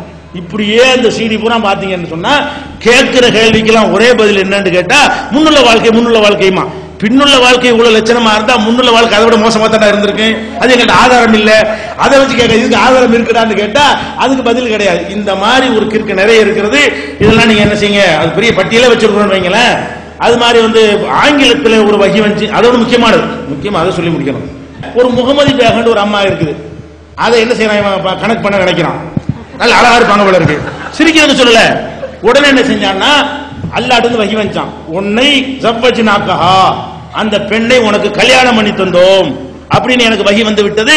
உன் பொண்ணை எனக்கு கல்யாணம் பண்ணி தரியா இல்லையா அப்படின்னு போய் கேட்கறான். யார்கிட்ட? முகமது பேகத்துடைய தந்தை அகமது பேக். அகமது பேக்கிட்ட போய் கேட்கறான். இவன் எழுதியிருக்கான் புஸ்தகத்துல. அகமது பேக்கிட்ட போய் உன் பொண்ணை கல்யாணம் பண்ணி கொடு, அல்லாவே எனக்கு கல்யாணம் பண்ணி தந்துட்டான் அப்படிங்கிறான். அந்த என்ன பண்ணாரு, கிறுக்கன் நினைச்சுக்கிட்டு போடா பேப்பையிலன்னு சொல்லி முடியாதுட்டாரு. அப்புறம் என்ன பண்ணான்னு கேட்டா சுல்தான் முகமதுங்கிறவருக்கு அந்த பொண்ணை கல்யாணம் பண்ணி கொடுத்துட்டாங்க. உடனே என்ன செஞ்சான்னு கேட்டா, அல்லாஹ்வுடைய சொல் பொய்யாகாது, நீ சுல்தான் முகமது கல்யாணம் பண்ணினாலும் சுல்தான் முகமது 3 மாசத்துல செத்து போயிருவான், அப்புறம் நான் அவளை கல்யாணம் பண்ணுவேன், அல்லாஹ்வுடைய சொல் நிறைவேறிய தீரும். 3 மாசத்துல யாரு சாவுவான்? அவன் அந்த சொல்லி விட்டு சொல்றான், இது ஒரு முன்னறிவிப்பு அல்ல, பல முன்னறிவிப்புகள் இருக்கிறது. முதல்ல அந்த பொண்ணு உயிரோடு இருப்பாள், அது ஒரு முன்னறிவிப்பு. நானும் உயிரோடு இருப்பேன், 2வது முன்னறிவிப்பு. இவன் செத்து விடுவான், அது ஒரு 3வது முன்னறிவிப்பு. அப்ப இருந்து கல்யாணம் பண்ணி தருவான், 4வது முன்னறிவிப்பு. இந்த மாதிரி முன்னறிவிப்புகள் நிறைய இருக்கிறது. இது நிறைவேறவில்லை என்றால் அதுவே நான் பொய்யன் என்பதற்கு ஆதாரம் அப்படின்னு சொன்னான். இதெல்லாம் எங்க சொல்றான்? ஆயினே கமாலாத்த இஸ்லாம்ங்கிறதுல பக்கம் 320 அவனை எழுதி வச்சிருக்கான். அல்லாஹ் பாருங்க, இவன் தான் சுல்தான் முகமதுக்கு முன்னாடி செத்தான். சுல்தான் முகமது சாவும் இல்ல, தலாக்கு விடவும் இல்லை, இவன் கல்யாணம் பண்ணவும் இல்லை. அல்லாஹ்ட்ட இருந்து வஹி வந்து என்ன கல்யாணம் பண்ணி தருவான். அதான உண்மைக்கு ஆதாரம்னு சொன்னேன். தன்னைத்தானே பொய்யன் என்று உலகத்தில் நிரூபித்துக் கொண்ட போலி நபி ஒருத்தன் தான். மற்றவனெல்லாம் வேற ஆளுக்கு தான் ஆதாரம் வச்சு நிரூபிச்சாங்க. இந்த ஒருத்தன் தான் நான் ஒரு 1ஆம் நம்பர் பொய்யன் என்பதற்கு அவனே சொல்லி ஒண்ணுமே நிறைவேறாமல் அந்த பெண்ணை கல்யாணம் பண்ணாமலே நினைஞ்சிட்டான். இதை கேட்டா திணறி திருப்பி திருப்பி கேட்போம். ஒவ்வொரு அமர்வுலையும் இங்க பதில சொல்ல மாட்டாங்க, ஒவ்வொரு அமர்வுலையும் கேட்போம், சொல்ல முடியாது. ஏன் இவ்வளவு மூளை செலவு பண்ணி வச்சிருக்காங்க இந்த கூறு கட்டவன நபிங்கிறாங்க. பாத்துக்கிறங்க, இது ஒரு விரிவாக பேச வேண்டிய ஒரு தலைப்பு. இதெல்லாம் ரொம்ப நேரம் பேச நிறைய விஷயங்கள் உள்ளது. இது போதும் என்று நினைக்கிறோம். அதனால நபிகள் நாயகம் ஸல்லல்லாஹு அலைஹி வஸல்லம் அவர்களுக்கு பிறகு எந்த நபி வர வேண்டிய தேவையும் இல்லை, வரவும் இல்லை. இந்த மிர்சா குலாம் என்பவன் நபியும் கிடையாது, அவன் இஸ்லாத்தை விட்டு வெளியேறிய ஒரு காஃபிர் தான் என்பதை இவர்களை விட அழுத்தம் திருத்தமாக நாங்கள் பதிவு செய்கிறோம். வாஹிர் தாவானா அனில் அல்ஹம்துலில்லாஹி ரப்பில் ஆலமீன்.